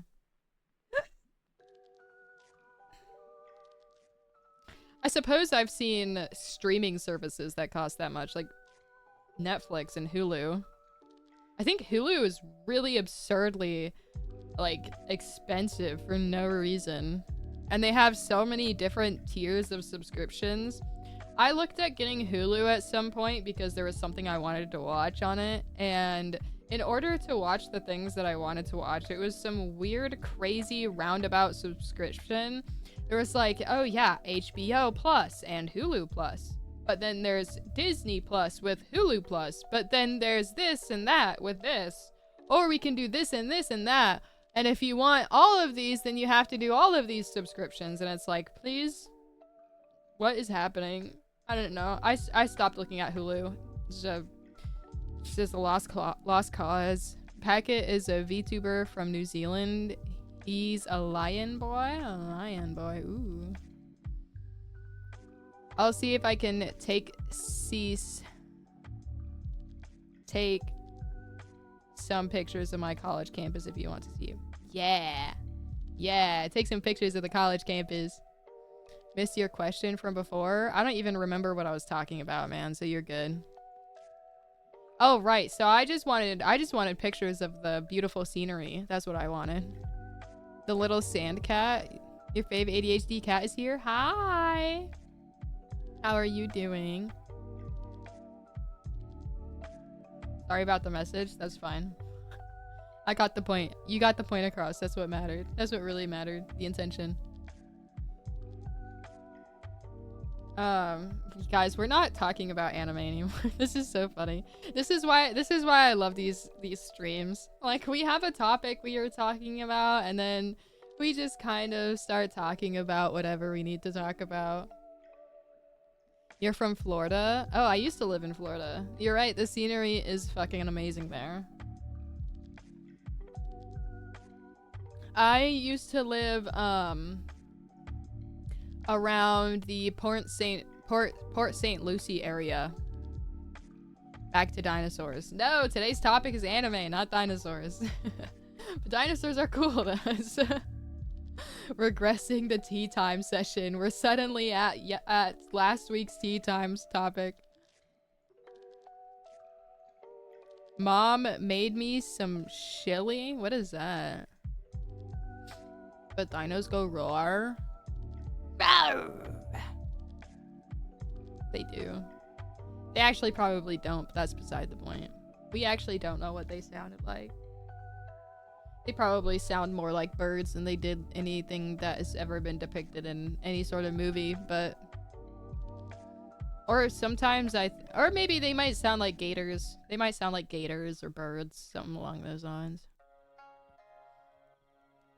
Chili? Oh! Oh, my roommate makes chili. Chili is so good. I'm so happy that you had chili. Do you guys like cornbread with your chili? I like that shit. That's good. Dino Nuggie. That shit's good too. Do you guys usually have condiments with your nuggets? Because I don't ever have condiments with mine. I'm kind of curious what you guys like with your nuggets.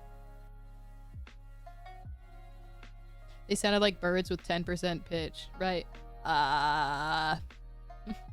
Port St. Lucie is directly across the state from me.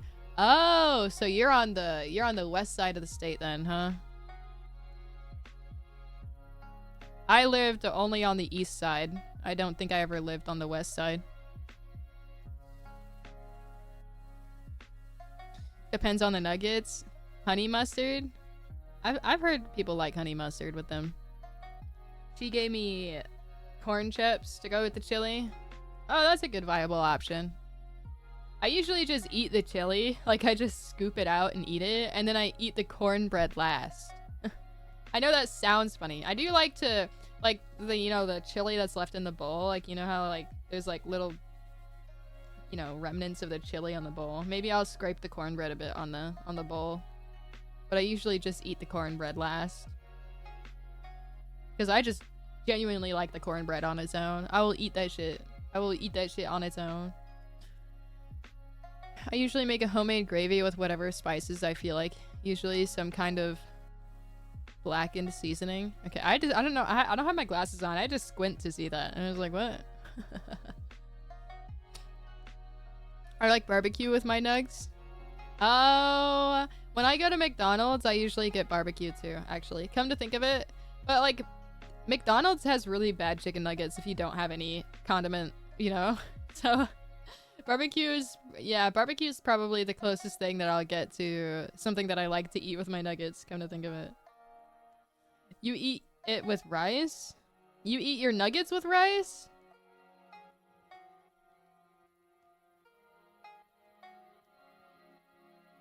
Are you sure about that? No, the chili? Why would you eat chili with rice? That still doesn't make sense to me. I don't understand. I'm working on a video setup so I can stream.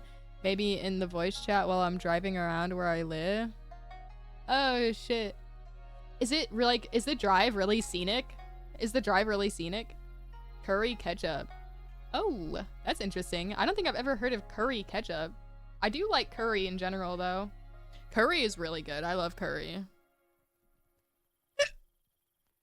Dude, there was this, when I went to Japan, there was this like cafe that I stopped by at, and they had some, oh my god, they had some really good Japanese beef curry. Holy crap. I don't think I'll ever be like, you know that foodgasm type shit? That's what happened. That's what happened that day. Definitely. They also gave me some milk tea. The milk tea was very good too. I really enjoyed it. It was so good. God, Japan was so nice. Oh my god. I miss it. I miss it. Curry ketchup is very common in Germany. It's your choice of ketchup. Do you live in Germany, bunny? Did anyone grow up with Toonami? What? I don't know what Toonami is. What is this? Oh, is that an anime of some kind? Television program block that broadcasts Japanese anime. Oh, I don't know that. I usually recorded Pokemon episodes from live television. You know, like those. Yeah, I usually just recorded episodes on the TV system. My parents also had a VHS tape and a bunch of shit like that. So I had like a few episodes of Pokemon on VHS along with the first few movies on VHS. Which is really fun, which I really enjoyed when I was a kid, because I remember specifically rewinding the Shrek movie repeatedly over and over and over again, because I thought that there was this one scene of like this bird flying into a door frame on one of the Shrek movies, and whenever I rewound it, I thought it was so funny. And I don't know what was wrong with me when I was a kid, but for some reason I thought that was really funny. Like, there's something really satisfying about rewinding the VHS tapes. I don't know. It was just really entertaining when I was a kid to me. Yeah, don't dox yourself. But when I drive south, it is. You love your soba? Oh my. Oh god. I fucking love Japanese food. I don't like octopus or squid though. So I did try it. I've tried it several times. I've specifically tried takoyaki several times. I loved the flavor, but I very much did not like the texture. So I haven't tried octopus or squid since then. I just don't like the texture. It's very chewy. You've seen it? Did not grow up with it? You grew up with Toonami? I'm Croatian. You live in Germany? God, where are you guys living right now? Holy fuck. You guys be living in some of the craziest places. I'd be living in buttfuck nowhere. Like, I don't even, it's not even scenic here. It's just butt fuck nowhere. God damn it. Why do you guys get to live in these scenic places? Or places that are really rich with culture like Germany? Fuck. I'm jealous. I'm jealous. America is nice. It's nice, don't get me wrong. I really like America as a country because it's amazing. I just the culture is so mixed here. It's hard to it's like culture here in America is in the house. It's in the home. And you don't see it practiced a lot outside.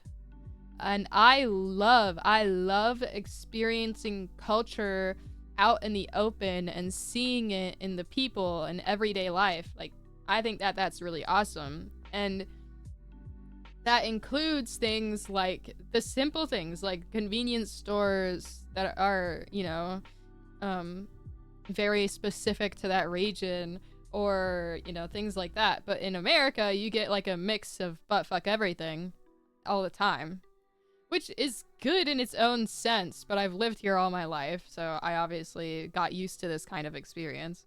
So haven't heard someone say VHS in a while. Way to make me feel old. Sorry.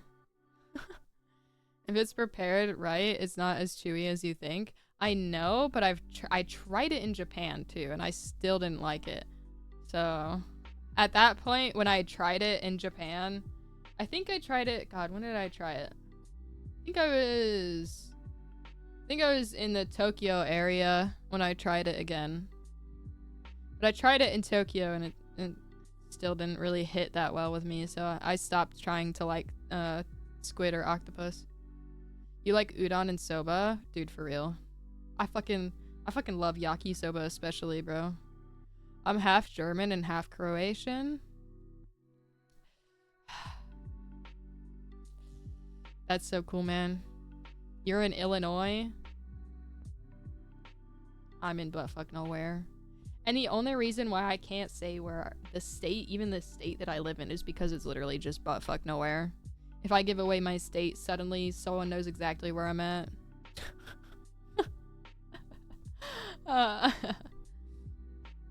I'm in fucking New Zealand. Yeah, New Zealand is fucking beautiful. Of course I'm jealous. What the fuck? There are better places to live in America than Illinois. 100%. USA has no defined culture as other places do, simply because the country is still very young compared to the rest of the world.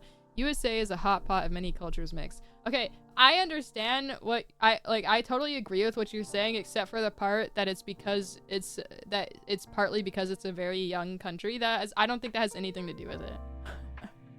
It is definitely just because we are a mix of fuck everything. It's just everything. America's best cultures, yeah, is the natives. Yep, the natives have the most presence in culture, I feel like, here. And it's because they've lived here for so long, because there's reservations, and because a lot of people actively have been trying to keep that culture prevalent in America, because we were the invaders. Americans aren't Americans. We're Europeans that moved to America. So, yeah. But, you know, the natives have been extremely suppressed. Oh, no, 100%. I'm fucking disgusted. Because as I live very close to reservations because I live in buttfuck nowhere. And in school, we obviously learn about the natives here. And we learned a lot about their culture, their way of life, and the horrible things that, you know, I don't know if I should say Americans, but I guess the most proper way is definitely to say that the Americans did to them, you know? But yeah, the way that Americans treated the natives was really horrific. But I'm glad to see that that sort of treatment has not continued. Obviously, like, America has changed in a way where we're trying to help rather than destroy, you know, which I think is awesome. So, like, I'm supportive of the natives, their culture, and giving them the space that they need. Corporations are our culture, basically. When I think USA, I don't think of the natives first, sadly. Well, of course. It's because of how terrible everything was. I'll stretch. Oh my god.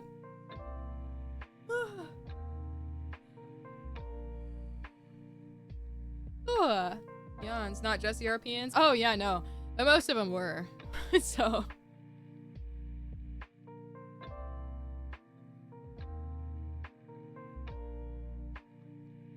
You shouldn't have tossed a topic bomb into chat.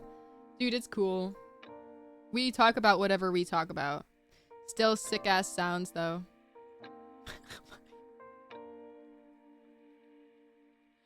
God, just stop. That's so... Why? Sick ass sounds. That's so funny. Yes. Yes. The sick ass sounds of me stretching. No back pops. Just the sound of the hardcore moaning. Oh, just the sick ass hardcore metal ass moaning. Yeah, let's get behind that. Those sick ass sounds. Holy crap. That's so funny that you said it like that. That's so funny. Okay, wow. I laughed pretty hard at that, so I need to shape up, bro. I need to shape up. I have a few videos that we should watch. Spartan sent me a few videos. So we have a few videos that we need to watch about this anime topic. Oh, don't look at my tabs. With another video. This one's 9 minutes. Okay, we're gonna see what Spartan sent us because this is gonna get us. This is gonna be the close for the day to get us back onto topic before we end this the tea time stream today. What did that one tab say? Don't worry about it. It's probably something about yaoi, to be honest with you. It's. And can you believe it? Half the year has already flown by, and anime has been delivering non-stop, from fresh new titles to epic returning seasons. Honestly, this year has been nothing short of amazing for us. So buckle up, because today we're counting down the top 10 best anime of the year so far. Yes! No matter yes! what you're into, action, sorry. romance, or pure Secrets chaos, of the Silent Witch is a something really in good here one. For everyone. So let's begin the video. On number 10, on number 9, Sakamoto Days is what? A legendary what? Who retires, gets married, and opens a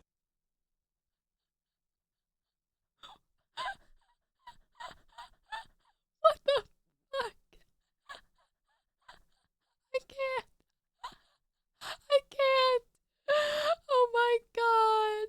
Holy shit. The fucking 5 seconds, not even. The fucking split second.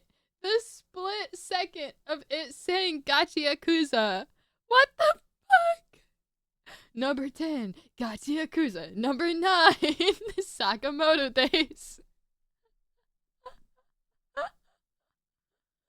Oh my god, what is this? I watched this morning. This same video? You watched this morning?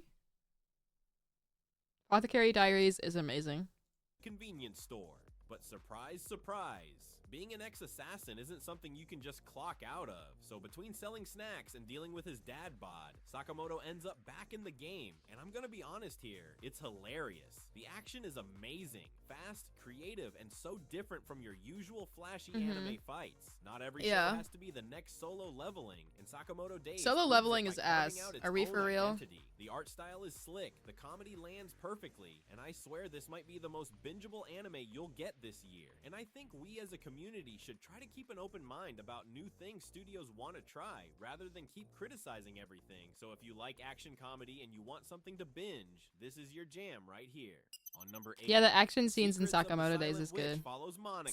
I love this one! also happens to be shy, awkward, and basically allergic to social interaction. Instead of flexing her insane magic, she's just trying to survive academy life and protect the prince without dying of embarrassment. And somehow, that's what makes it so fun to watch. This fantasy keeps itself surprisingly grounded. It's not all explosions and dragon slaying. It's about a girl figuring herself out while also carrying this ridiculous magical talent. It's kinda This one had me addictive. kicking my Characters feet. are This one had adorable. me kicking my Production feet. quality is This one is straight up so cinema good. with beautiful animation and a killer soundtrack. And yet somehow this anime is still criminally underrated. If you're sleeping on this one, you're seriously missing out on one of the hidden Dude. gems of the year. This one On is number for 7, real a great hidden gem. Hero X is an anthology series all about superheroes, but with a twist. You've got this wristband that literally This one is measures good too, chat. popularity, and I the more recommend this popular one. a hero is, the stronger they become. I'm So sorry. yeah, saving the world kind of depends on sorry. your clout score. I won't Now, ruin here's where it nothing. gets I ain't gonna crazy ruin nothing. I'm impressive. just telling The you to action watch is it. God tier. Every hero's story feels unique and interesting, and it never drops the ball on consistency. And because it's an anthology, you're never stuck with one character too long. It always keeps things moving and fresh. But the real flex is this anime switches art styles mid-fight like it's nothing. And some heroes even come with their own completely different art style, which makes Yeah. it even better. At the end of the day, it's just a super fun watch that feels fresh, creative, and way different from your usual superhero anime.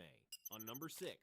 It is a Fragrant good one. Flower Blooms with Dignity starts off looking like your typical high school romance. You know, tall boy meets quiet library I watched this girl. one too. Here's the twist. The quiet girl, Waguri, isn't just any love interest. She's the kind of character that instantly makes you go, oh, she's special. She's kind, grounded, and easily one of the best written female characters romance anime has given us in a while. Like, Blue Box did a great job too, but Waguri just feels different. She carries the show with how genuine and refreshing she is. It might look like just another school romance at first. And honestly, yeah, in the beginning, it does feel like your typical love story. But give it a little time and it completely wins you over. The romance is actually really good, grounded, smooth, and feels way more real than most anime out there.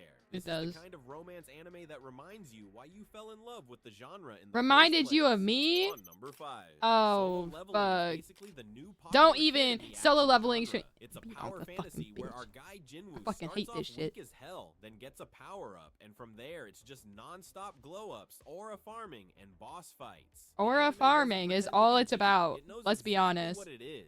Pure action, and it does that really well. The fights are slick, the music is catchy, and the He's visuals look explaining it great. so well. Honestly, it's the kind that's perfect for someone new to anime, like my friend.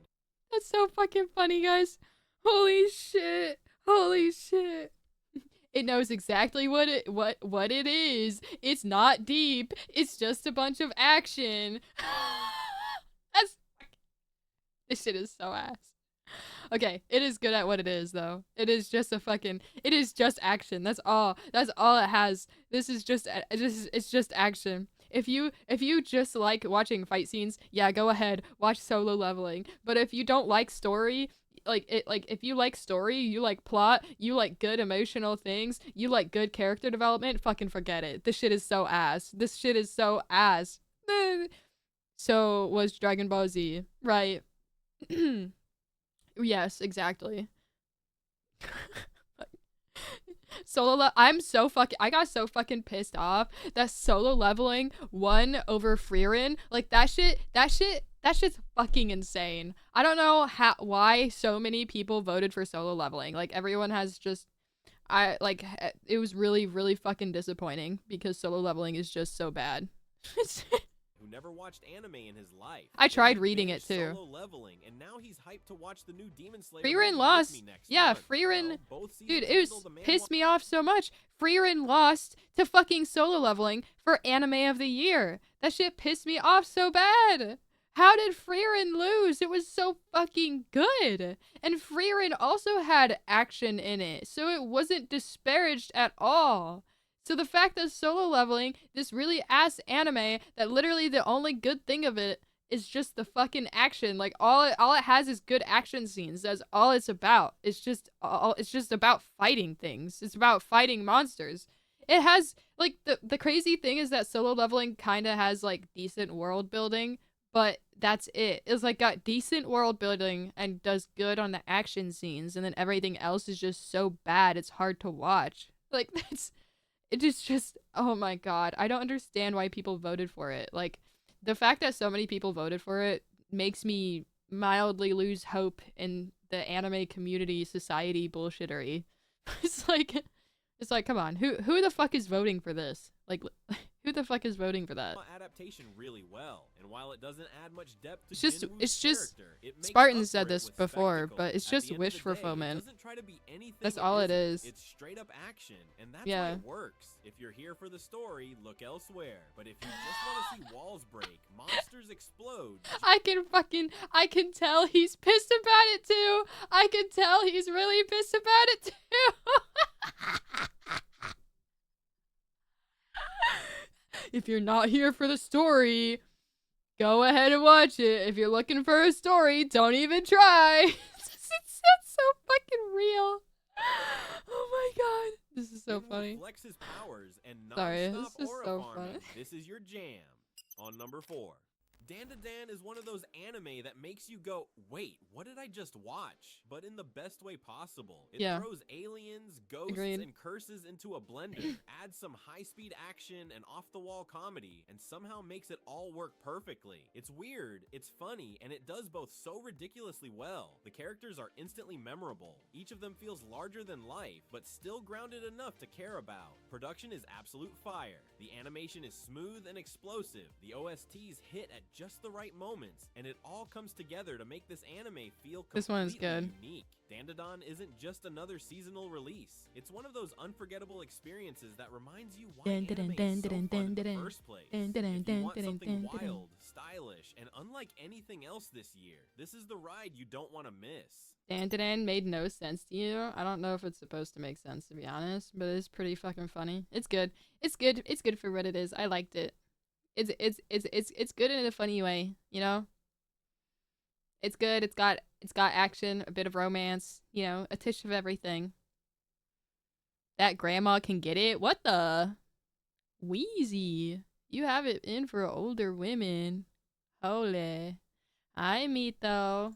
On number 3, The Apothecary Diaries Yes! takes you into the Imperial Court where poison, Love this secrets, and shady politics are everywhere. Our main girl Mao Mao is just trying Mao to mind Mao. her own business, but her Mao crazy Mao. sharp mind and No, sarcastic the way he said it attitude was so keep funny. dragging her into mystery after mystery. I'm gonna be totally honest with you, watching her solve cases while roasting bad, just people not for along you, the yeah. way is half the fun. The story is mysterious and smart. It keeps you guessing without ever feeling overcomplicated. The art is gorgeous. The world feels rich, and the chemistry between Mao Mao and Jinshi, absolute gold. It's got this perfect mix of historical drama with a sprinkle of mystery that makes it addictively This is so watchable. good. This isn't just another period drama. It's beautiful, clever, and one of the most satisfying anime to binge this year. If you want a show that makes your brain work and keeps you hooked, this is the one you can't skip. 100%. On number 2, I Lord fully... of Mysteries is the kind of anime that grabs Definitely you from good. the first episode and drags you straight into its dark, mysterious world. You I don't haven't want to leave. seen this one. The story is mysterious and smart. It keeps you guessing at every turn, and just when you think you figured something out, it flips the table on you.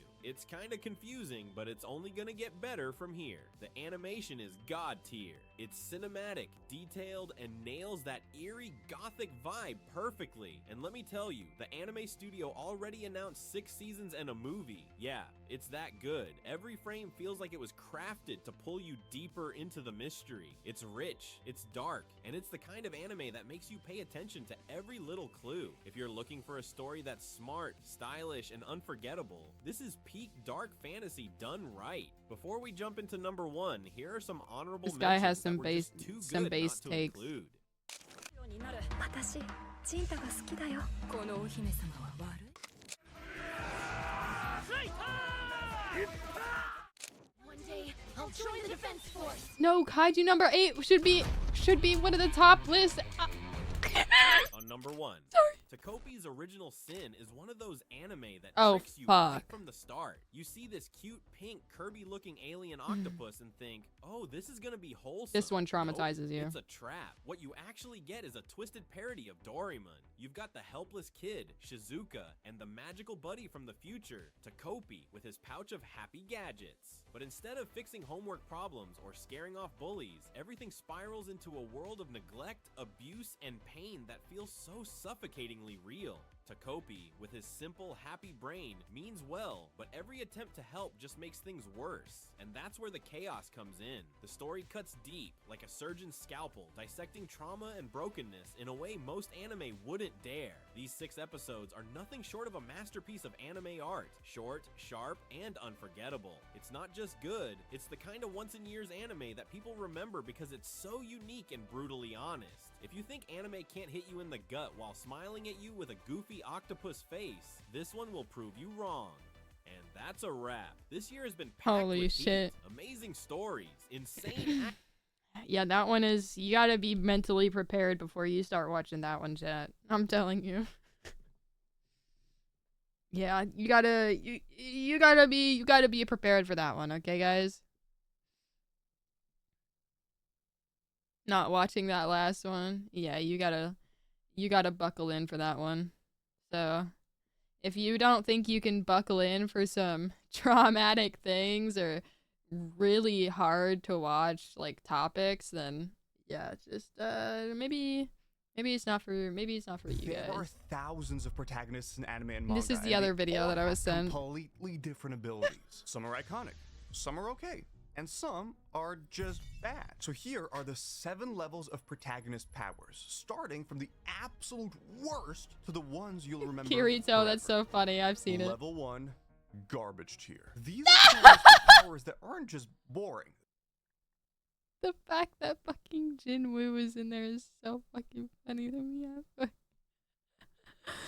Oh my god, this guy. I just know I'm gonna love him. They're straight up bad. We're talking about abilities that are so generic that you're going to forget them as soon as the new hyped up character comes out. These powers feel like something you've seen 1,000 times before in other Right. series. There's nothing iconic or memorable Good crying about them animes, at Violet all. And Evergarden, sure, all these 100%. abilities might come with awesome animation. I and recommend cool Violet visuals, Evergarden. But that's just to hide the fact that underneath all of that, there's absolutely nothing interesting going on. For example, we recently got blessed with one of the most hyped anime in years, Solo Leveling.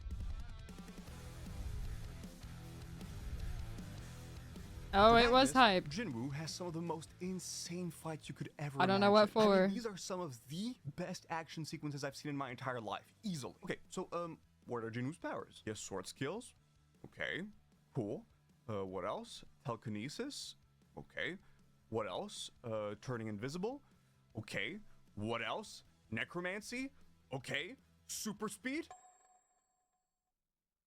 Do you have any idea how many times I've seen all of these powers before? If you put all of these abilities together, sure, it kind of looks like something interesting and unique or whatever, but if you take each one of them individually, one at a time, you'll realize that there are tons of other characters who have these exact same powers. And I get it, it's supposed to be kind of like a video game character. And for the longest time, Hey, I don't put personally thought Shikamaru this on the leveling on the system lower was part. fresh and Don't do unique, that you to know? him. After He reading a doesn't bunch of deserve that. comments, apparently this is one of the most common tropes in isekai and manhwa. So sure, it still feels kind of new to me personally, but it's really not that original. It's mostly a lot of aura farming. Oh, and Yeah. let's not forget that he got all these powers in like 20 episodes or something. What's really interesting is that there are other protagonists in this tier that have pretty much the same problems as Jinwoo. Kirito from Sword Art Online has the ability to dual wield swords and has higher stats than everyone else. That's literally it. And honestly, I haven't watched too many isekai, but from what you guys told me, apparently a lot of these protagonists have super boring abilities that are just generally mega overpowered without any kind of creativity. Yeah. So yeah, not great. Yeah. There are protagonists out there with unforgettable powers that we'll be talking about for decades. But yeah, level 1 doesn't have these Thank you for putting protagonists. They're Naruto pretty on much that. the opposite of that. They're not Yeah. really creating anything memorable. They're pretty much just riding the hype train. Level 2. Lame. Here's where things get a little bit more interesting, but just a little bit, so don't get too excited, okay? These protagonists have powers that aren't totally generic, but they're still, you know, kind of basic. There's usually some small extra thing that gives them a little bit more spice, a little bit more flavor, and makes them a slightly more recognizable than level 1 stuff. These powers don't feel too different from other abilities out there, but they still have a couple of really awesome moments, even though they're far from being iconic. Tanjiro from Demon Slayer uses this technique called water breathing, and it has like 10 different moves, which is, you know, a very good amount of moves. We have stuff like sword swing number 1, sword swing number 2, Sword swing number 3. Oh, and how could I forget sword swing number 4? Okay, but later in the series, he switches to something called sun breathing, which is basically fire. And now, bam, we have the sword swing with fire effects. The sword swing with fire effects. And the incredible sword swing with fire effects. Are you kidding me? When you actually break down all of these different moves, they're just different ways of swinging a sword. Like, genuinely, are those 3 techniques actually supposed to be completely different techniques? What is the difference? And the part that really gets me is that there are some genuinely unique moves Don't in worry, this it's a toolset, good but he thing. just barely uses them. This is some Demon of the Slayer best is good animation despite I've ever this. seen. I mean, this is gorgeous stuff, incredible fight scenes, satisfying progression, and some interesting drawbacks.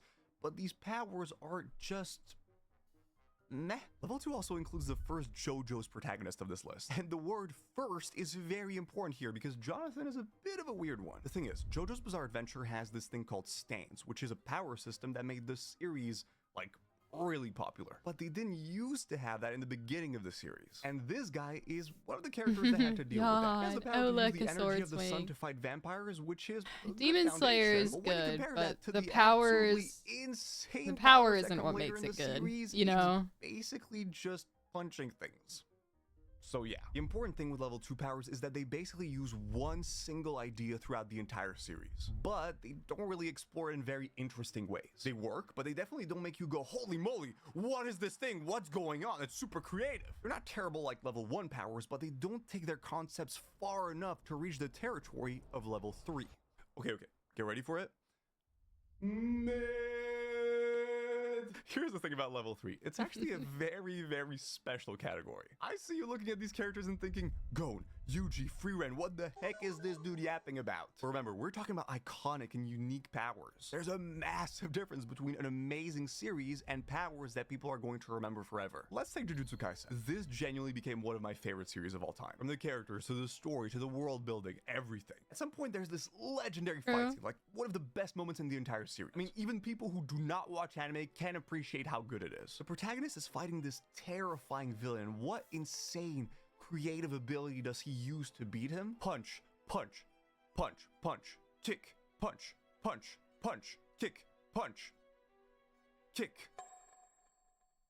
That's literally it. His power is just being really good at hitting things. Hunter x Hunter is one of the most legendary series of all time, with one of the most complicated power systems out there. Endless world building and a beautiful freaking story. What's the protagonist's ability? To punch things. Freeren, one of the greatest anime out there in pretty much every single aspect you can think of. It's rated number 1 on my anime list for a very, very good reason. But what are Freeren's powers? Just magic. Not some weird special magic. No. This is pretty much the same fantasy magic you've seen in a bunch of different fantasy series. These are incredible protagonists with even better stories, but their powers are just okay. And that's fine. These authors obviously have the skills to create super flashy and unique abilities. But I think that these protagonist powers specifically were made simple on purpose. Authors can focus on creating an incredible story around these simple powers. Because yeah, they might be basic, but everything around them is super far from basic. But are you gonna remember them forever? Probably not. And this not the powers what separates specifically. level 3 from level 4. Good. Everyone at this level manages to be pretty memorable in their own way. These are powers that you're probably not going to remember for, the rest of your life. But there are definitely specific things that will stick with you after you finish the series. This is where you're going to start finding powers that make you go, wow, that's pretty He's creative, so right actually. about The abilities everything. feel pretty different from characters in other series. No, I without agree. being completely mind-blowing. Level 4 He's is where not we find saying that the protagonists who take animes a are bad. classic power He's and just put a cool, fresh putting twist on the it. Let's say speed superpowers on a powers. tier Let's say list. speedster. You're probably thinking of someone who runs really fast, and where speed is like the main part of their powers. Maybe they even have some lightning effects, the usual stuff. Hi, But Ryan. now, imagine a guy who has the ability to control fire. That's it, right? Of course, that's not it. This dude can fly using his feet as rocket boosters, move so fast that his body literally travels at the speed of light, and even transform into an actual god. This is Shinra from Fire Force, by the way. Then we have Okarun from Dandadan, who is technically a speedster, but instead of just running fast, he literally runs into his enemies and travels through telephone lines. You can tell the author put some real thought into making these powers stand out. They look beautiful and you can feel that sense of speed even in the freaking manga. I actually tried drawing one of the panels just to, you know, show you how insane it gets. Obviously the original looks way better, but that's not really the point. No, but seriously, by doing this, I was kind of able to understand all these details and all these effects. Just look at the particles, look at the speed lines, look at this distorted face. Those are the kind of things that make powers freaking memorable. Level 4 powers have most of the important pieces. Interesting ideas, good execution, and a bunch of memorable moments. The problem with level 4 powers is that world they're of just missing a couple of things that would make ton of them weird great. powers, The things that would yeah. make them recognizable even to people who haven't seen the series. They don't have that special something I'd that say would make them Tokyo as Ghoul is legendary pretty as unique. level 5. Great. From this point forward, we're entering the territory of iconic powers. These aren't just gimmicky tricks or basic abilities. They're actually well thought out concepts that bring something truly cool. Everyone who makes it to this level has interesting powers. And whether you personally love these powers or think they're overrated, you absolutely cannot deny that there's some real creative thought behind them. Level 5 is where we start seeing extremely quirky and unique abilities. We have stuff like the power to bring things back to their original state by punching them, or the power to steal the properties of something just by putting a bubble on it. The water in someone's body, the sound a light switch makes when you press it, even your freaking eyesight. Or the power to shoot your fingernails like bullets and then use the rotation of these fingernails to create a portal to travel through dimensions. Sorry, I got a bit excited there. Okay. But level 5 isn't just about unique powers. It's also about protagonists who have taken very Many level basic concepts of our and manga we are completely working on nailed them. power-wise. Remember the stand power system I mentioned before? Well, Jotaro from JoJo's has this That's ability good. called Star Platinum. It's basically a ghost standing right behind him that punches things really fast while screaming. When I describe it like that, it sounds like the dumbest thing ever. But somehow it's one of the most iconic and memorable powers in all of JoJo's. And that's saying something in a series that's full of abilities like the ones I just talked about before. It's such a cool way to make super strength feel more interesting and unique. Deku from My Hero Academia is in a similar situation. His power sounds super basic. It's super strength.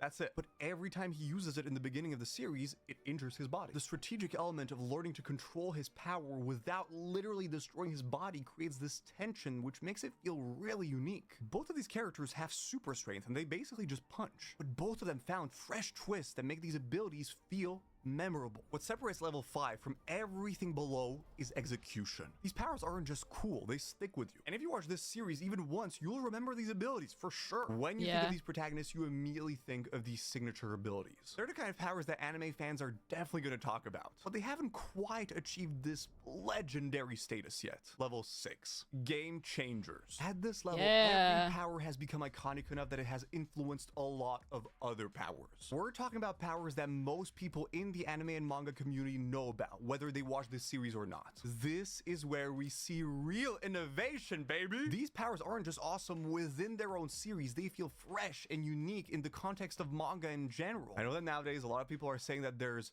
a new big 3 or that the big 3 wasn't that good or something, but I've almost never seen powers that could imitate the versatility of Naruto's abilities, or the beautiful aesthetics of Ichigo's transformation, or even the insane creativity of Luffy's abilities. I mean, this is a guy who can turn his body into freaking rubber, and he is still using this basic power in some of the most insane ways imaginable, and over 1,000 episodes later. These protagonists have been popular for several decades, and their powers are a very big reason for that. They all did something original, but in completely different ways. At level 6, we also get abilities that take silly concepts and turn them into something, kind of insane. Hey, Jolene from JoJo's. Power allows her to unravel her body into strings, which sounds like the most useless power ever, maybe? Until you see her create shields, handcuffs, and listening devices. The amount of things she can do in fights with freaking strings is absolutely ridiculous. We also have Giorno from JoJo's, who can give life to objects, which allows him to do stuff like turn money into butterflies. What? Level 6 powers can be simple, they can be complex, but when the protagonist activates them, you know you're about to witness something really cool. These are powers that other manga artists study. They've become the standard that every other protagonist ability gets measured against. I cannot even tell you the amount of times that I've talked about a character's power and received comments like, oh, so it's just like insert level 6 ability, but worse, lol. What keeps them from that final tier isn't really a flaw. It's simply that they haven't really achieved that mythical status yet. Although some of them are really, really close. But this is reserved for level 7. Final boss. We have officially reached the peak of protagonist powers. They are the final boss of abilities, the ultimate benchmark. These aren't just great powers, they're abilities where saying anime was never the same after is like completely justified. When you witness abilities at this level, you're looking at something that has been referenced and analyzed for decades and will continue being referenced and analyzed for more decades. And I'm not exaggerating, just look online. These powers don't just work perfectly in their own series, they're way It's snowing bigger in than Florida? anime and Oh my manga, god, to are the you fucking point for that they're real? I kind thought of I'd never part ever hear of that. general culture. Even people that don't watch anime might recognize them. In level 7, we have arguably the most legendary protagonist ability in all of history. The ability that influenced Hey, entire Gachi Yakuza generations came out of recently. creators, including the creators of the big 3. Goku's powers from Dragon Ball. The entire concept of transformations Ow. that change the way you look. Every single Hydrate? spiky-haired protagonist that powers up while screaming, that all started with Goku. This power resonates with pretty much every person that sees it, regardless of generation. Oh, and also I really want to emphasize yellow hair, because everything that came after that can go straight into decent tier. But all I of this don't doesn't know even about- include the Kamehameha, which is probably the most famous attack ever. Most people on the planet know this move. When someone pulls their hands to their side and pretends to shoot an energy blast, that's Goku. I mean, this move is even in freaking I don't Fortnite. think Most of the that moves this I've one is mentioned through this complex, entire but it list is are legendary in its inspired own by way, you Goku's know. ability. Maybe not directly, but through new generations of powers that were inspired by him. Level 7 also has abilities that have literally changed entire genres. Protagonists I like don't think Lofi it's from anything Geass or special, like but Yagami it from Death definitely Note. had This man a turned very simple big notebook influence. into one of the most terrifying tools in fiction. It is literally just a dude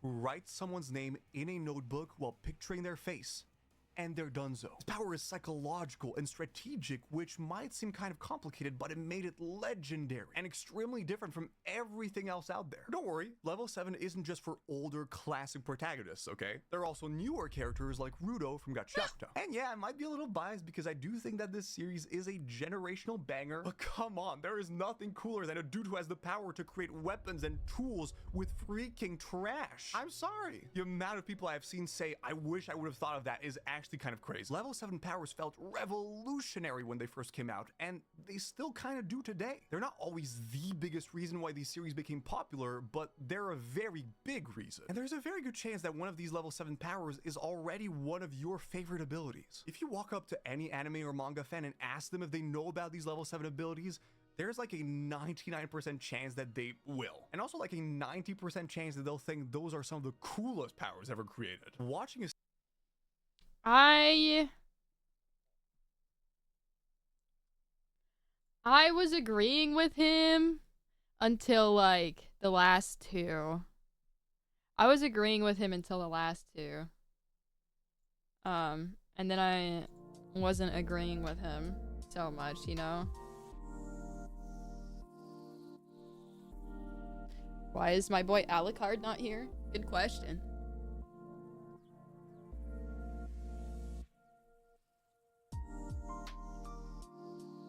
Ultra Instinct kind of came from Hunter x Hunter with Killua. It did, huh? I don't know what came first. I mean, I think Hunter x Hunter is actually a really old anime. Because I know that aside from the quote unquote recent, there was an older anime of Hunter x Hunter that I don't think so many people are aware of.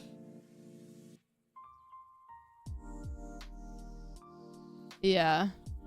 I think I've seen some of the really older animations of that anime. Of the old Hunter x Hunter. I haven't read the manga, of course, but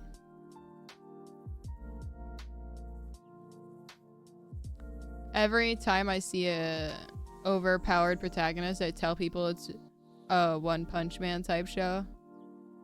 Yeah, well, One Punch Man I feel like is only unique because we don't actually really understand his power whatsoever. You know? Like we have no idea what's going on with One Punch Man. Like no one ever knows what's going on there. So I don't know. I mean, we do. It is explained. We do. Wait, it was explained? I feel like I'm lost now. I'm even more lost. One Punch Man is satire? Well, I like it because it's funny. I liked One Punch Man because it's funny. That's why I liked it. And I don't think that's a bad thing. It's totally fine.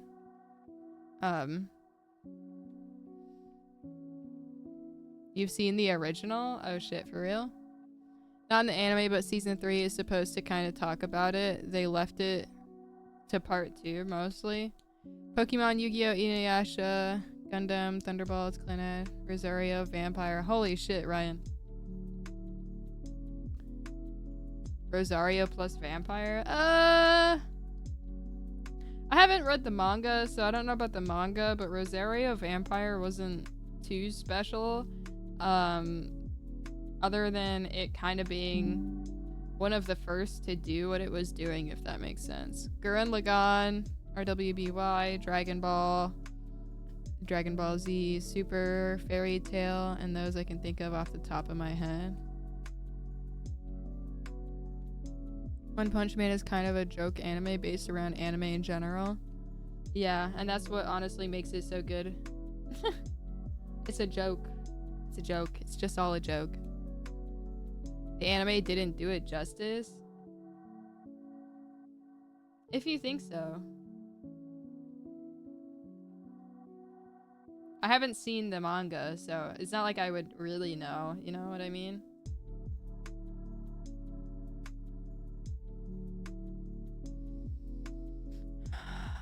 Only thing we know is every being in One Punch Man has something called limiter, but put onto them since they were created, but Saitama was able to break it through sheer willpower. Is that so? So they all have a limiter.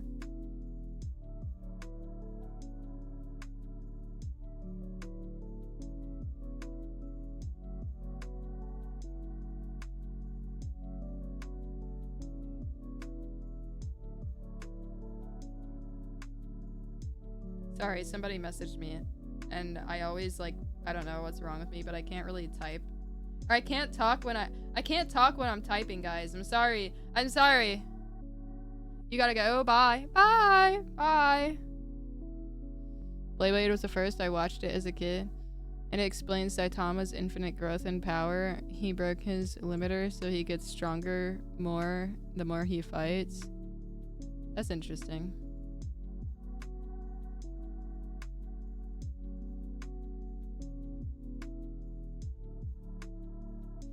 Why did Spartan say, "What are you crying about?" in the just chatting videos when he also hates solo leveling? What the fuck? Don't you? I gotta also dislike. I gotta message him solo leveling, and then I'm gonna put skull emoji. I'm gonna put a skull emoji to really get that point across with him. What the fuck? That's so funny. You showed up late yesterday. My computer is still acting up. You don't know why. That's fine. That's fine. I ain't telling what happens next because it's kind of spoilers. That's totally fine. That's totally okay. Spartan is so funny, guys. Oh my god. What is he yapping about? It's so funny. Okay. I think that'll be it for today's just tea time. This tea time, I think that'll be it for today. We did a lot of anime talk, actually. Despite us getting a little off track every now and then. But yeah, we mostly tried our best to stay on topic, and that's good. It's okay when we stray off topic. I actually love just like losing the moment and really getting into just talking with the chat. Like it's perfectly okay. I'll reel us back in when we need to. Well, that's ADHD for you. No, for real, honestly. Like, and that's fine. Like, honestly, I think it's good if we stray from the topic every now and then, because then it doesn't feel so, like... It doesn't feel like you're talking about the same thing for hours on end, because I know that that can be kind of annoying. We only mere humans. That's what you were trying to say? Solo leveling is a type of anime where you just turn off your brain and watch cool fights. Yeah, that's what it is. Yeah. Solo leveling is a kind of strange one, but it's not my cup of tea, because when I watch anime, I want it to be worth my time. Because I personally love absorbing things like information. I love I love making my brain work, right? And so when something doesn't seem to have that effect on my brain, I lose all hope in it, if that makes sense. Like, I just don't like it, because I like to be invested and feel like the time that I'm using to watch this shit was, you know, all just, you know, worth it. And when it has nothing of value to me, that's when I lose interest. So I would rather be watching documentaries than watch solo leveling. And it's so funny. You are gonna have a blast on JJK season 3 part 2. I stopped watching JJK. I may or may not pick it back up. But the reason why I stopped watching Jujutsu Kaisen wasn't because it was bad. It was because I feel like I know that the author, I think that the author kind of like just lost his purpose there. Like, when Sukuna won the fight in the manga with Gojo and fucking Maharaga, it just lost it. It's just gone. It wasn't really worth it at that point. And it's not because Gojo died. Like, that's not it. But like, they had set up so much. They had set up so much for like Gojo. They set up so much for Maharaga, and you're not home but you're watching on your phone. That's fine. But I feel like they set up so much in Jujutsu Kaisen only for a lot of it to come crumbling down. And it felt like Sukuna was like a fucking like Sukuna felt like at that moment like he just won for no particular reason. You love the writing after it? I know, but when what I'm trying to say is that fight between Sukuna, Gojo, and Maharaga was so pivotal in the anime, but it also had no sense. Like, I feel like the fight didn't make sense, and it was so pivotal. But because it was so pivotal and it didn't make a whole lot of sense, I didn't like that. I don't know. That's just my take on it, though. And it was just really weird. It felt like a huge plot point that the author didn't do well on. But everything else I really enjoyed. Except for Nanami dying, but that's only because Nanami was my favorite character. And if you're gonna say it's because he was pulling that one twink's hair, it's not it. That's not the reason why. I really like Nanami's character. He just died.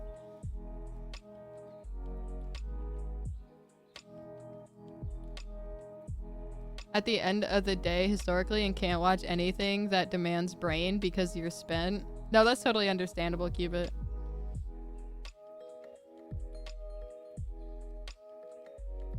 I got to season 2. That is how I feel with the ending of Death Note. Yeah. It makes total sense to you. That's okay. That can make total sense to other people. Author seems like a wish fulfillment for the villain instead of the hero.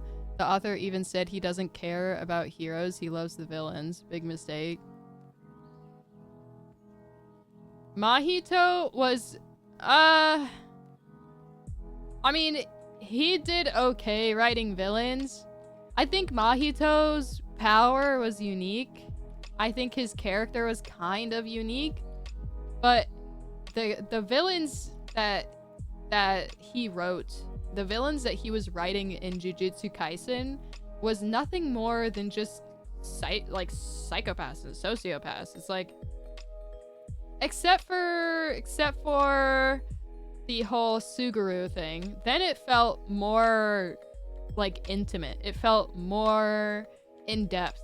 Like you could see how this character came to this decision to be a villain. But all the other villains are just psychopaths or sociopaths. There's nothing really all too terribly special about them except for their origin. Like, yeah, Mahito, the only thing special about that character is how he came into existence, not because of his personality, not because of things that he personally went through, but he's just a psychopath or a sociopath because he's just a curse. That's what he is. So yeah, his purpose in life is nothing special. That's what I'm saying though. Like his purpose in his life was to be the villain type of dude. And it's okay to have villains like that. It really is, because that's how you write a villain. That's how you write someone who's truly evil. I just feel like when there's too many of those characters, it's a little weird, if that makes sense. Because both Sukuna and Mahito are just like that, if that makes sense. Like, they have different goals, obviously. But when it comes down to it, they're both psychopaths and sociopaths. How was Iron Lung? Oh, it was good. It was definitely a lot better than I thought it would be, because I wasn't holding too much into the thought of them. How should I say this? I wasn't thinking that the production was going to be as high as it was, if that makes sense. But Markiplier made everything that I thought he would make, if that makes sense. Except for a little more. He added more depth to the game, which was really good. Sorry, not to the game, but he added, I suppose to the game, but he added more depth to the story than what was shown in the game, and I really, really liked that. It was really nice. So that was really good. He did the whole horror factor really well. He stuck to the how he doesn't really like jump scares. It's true. We all know Markiplier doesn't really like jump scares because they're not that great when it comes to actual horror.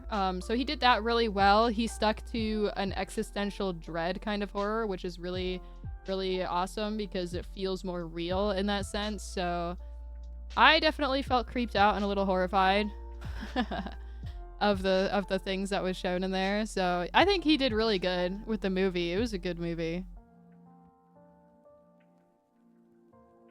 Curse your sudden but inevitable betrayal. Oh, fuck. Off to watch Secrets of the Silent Witch. Dude, honestly, no, for real. Like, we'll watch that. It's such a good anime. Secrets of the Silent Witch is so good. It's so silly and so funny, romantic, and cool. I don't know. That reminds me, in a book I read where you meet one of the big bads that the main protag survives, then in the next book it explains how he got that way, and you can help feel for them. Oh yeah, for sure. I like in-depth villains. I like having something.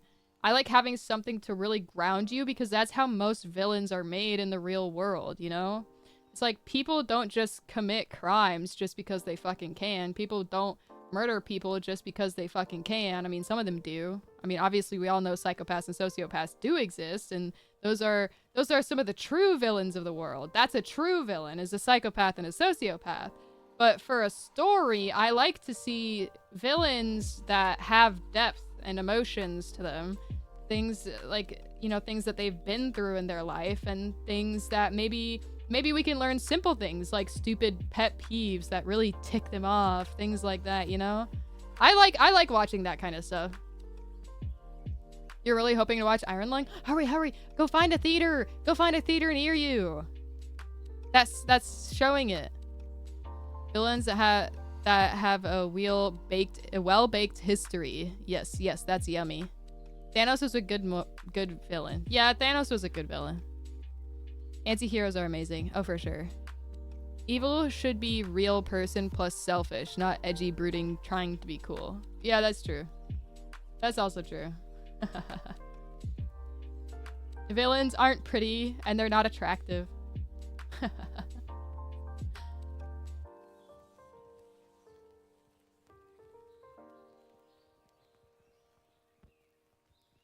you would love to tell the story of my character I wrote, but it would be a wall of text. I know that there's not a whole lot of space, but if you want to share things about like stories or characters or things like that, my Discord has a space just for people who have creative writing.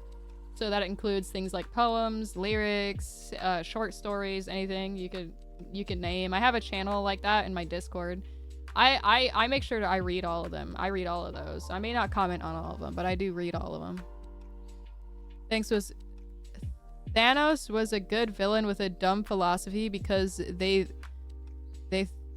thought out his original because what the fuck am I reading, bruh? Everyone seems to like the edgy brooding villains. Yeah, but there's no depth. There are many forms of evil for character development. The question is what is worth investing time / reading. Watch. Yeah, so I think that the villains with depth are really worth like reading about. Like that's what we need to focus on. But like I don't like it when things focus too much on like the villains that don't have any depth to them, you know? It's like it's nice to watch the main character like overcome things with like I've overcome this huge thing in my life and I've gotten stronger because of this fucking psychopath of a villain. I think that that's fine, but spending whole seasons on two sociopaths is just, or two psychopaths is just it's beyond me. Because I want to feel invested in more than just the fucking main character. And Yuji isn't even the main character. I don't even know what I'm yapping about anymore. Because somehow Yuji is not the main character, even though that's what all of season 1 and half of season 2 is about. I just fuck it. It's fine. It's fine. We can have good side characters. I love that. I love that. It's just... It's just, I don't know, it felt, Jujutsu Kaisen just was weird. It was weird. It had good story, it had good world building, it had a lot of good things, but there was just, to me, there was just some core things that kind of fell off a little. Well, it's a lot different from the comics for Thanos. The reason for Thanos for collecting the Infinity Gauntlet was to erase half the universe to impress Mistress Death. But when she saw how powerful he had become, she felt unworthy to like him. That's crazy, though. That's crazy, bro. Meanwhile, Deadpool is flirting with Death all the time every time he dies. Deadpool be like, hey, baby girl, what's up? Nice to see you again. And then they do a little dance, and then they're like, all right, time to go back. Bye. Mistress Death, so sad that she can't be with Wade. I love seeing villains that aren't exactly likable because of how bad they are. Villains aren't supposed to be cool. My friend even made a theme song for my OC. It is so fire. Hell yeah. Light Yagami is a sociopath handed an unbelievable weapon. Oh yeah, for sure. Death Note makes you feel like you're watching a real sociopath. When you have a, well, psychopath isn't, well, because Light Yagami's got to be a psychopath. I don't think he was a sociopath. If he was a sociopath, he would have had to have some sort of pivotal, traumatic time in his life that really made him shut down everything just to, you know, be emotionless. Not emotionless because they're not. They're just empathyless. No empathy. He chooses wrong. Exactly. Yeah. He was a narcissist. Well, and a psychopath for sure. He was a lot of things. But when you write a story with the main character is the villain, that's a totally different thing. It's totally different.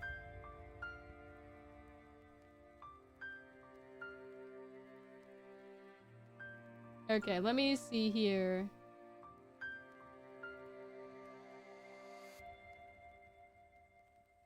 I'm trying to see who I want to raid today, so I'm looking. I'm looking.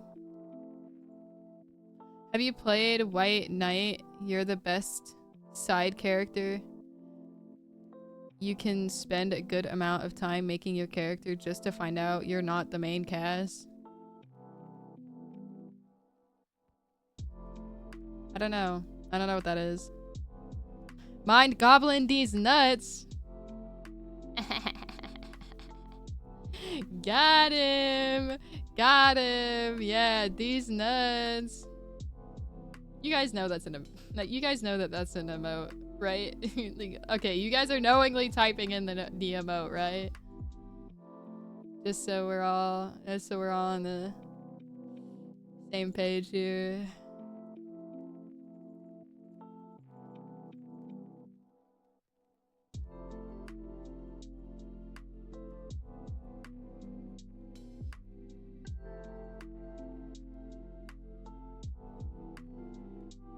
Raid these nuts.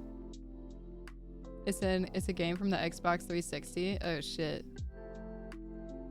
Was it fun? Anyways, I also wanted to talk about right before stream ends, right before I raid Cherry here. I also wanted to talk about some of my next few streams. I do plan to, I know that Quarantine Zone finally came out of, finally fully released, so it's not, fuck, what do you call it? I don't know. But anyways, they fully released the game, so the game looks quite a bit different now from when I originally played the, Guys, what's that fucking word? Guys, what's that fucking word? God! When I played the demo, yes, I played the demo of Quarantine Zone, and it was really fun, and we liked it. And it's, yes, it's done now. The game is done, okay? The game is done. Yeah, the beta, whatever it is. Anyways, so the game is done, so I plan to play that on stream sometime. Because I know that quite a lot of things changed, I think, like how to play the game and a few other things, and a lot of the things that you can do in it. So I think we're gonna play it again on stream just to get the whole experience of the full game on there. And I don't know when, because I don't know my schedule until tomorrow. But I will upload my schedule either Sunday night or Monday. So make sure I'll ping everyone. Why am I I'm stuttering now. Guys, I'm stuttering now. God, what is this? I'm so lost. Almira, yeah. My last name? No, not my government name. Anyways. Go give Cherry some love, guys. Can you check the theme song I sent after stream?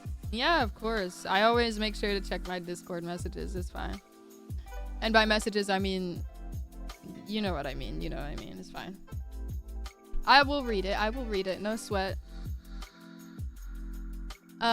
I want you guys all to have a very wonderful night. I appreciate y'all being here with me tonight. It was super fun talking about all this stuff. And I liked hearing about everyone's taste in anime and talking about things. It's really nice to talk about the things that, you know, we all have, you know, watched or seen, etc. And then sharing some of the sauce with each other, you know? Sauce. Yeah. Anyways. Have a good night, everybody. Have a good night. Go give Cherry some love. They're playing Overwatch over there. Ow. Thank you. Thank you for the love. Bye-bye. I'll see y'all next time.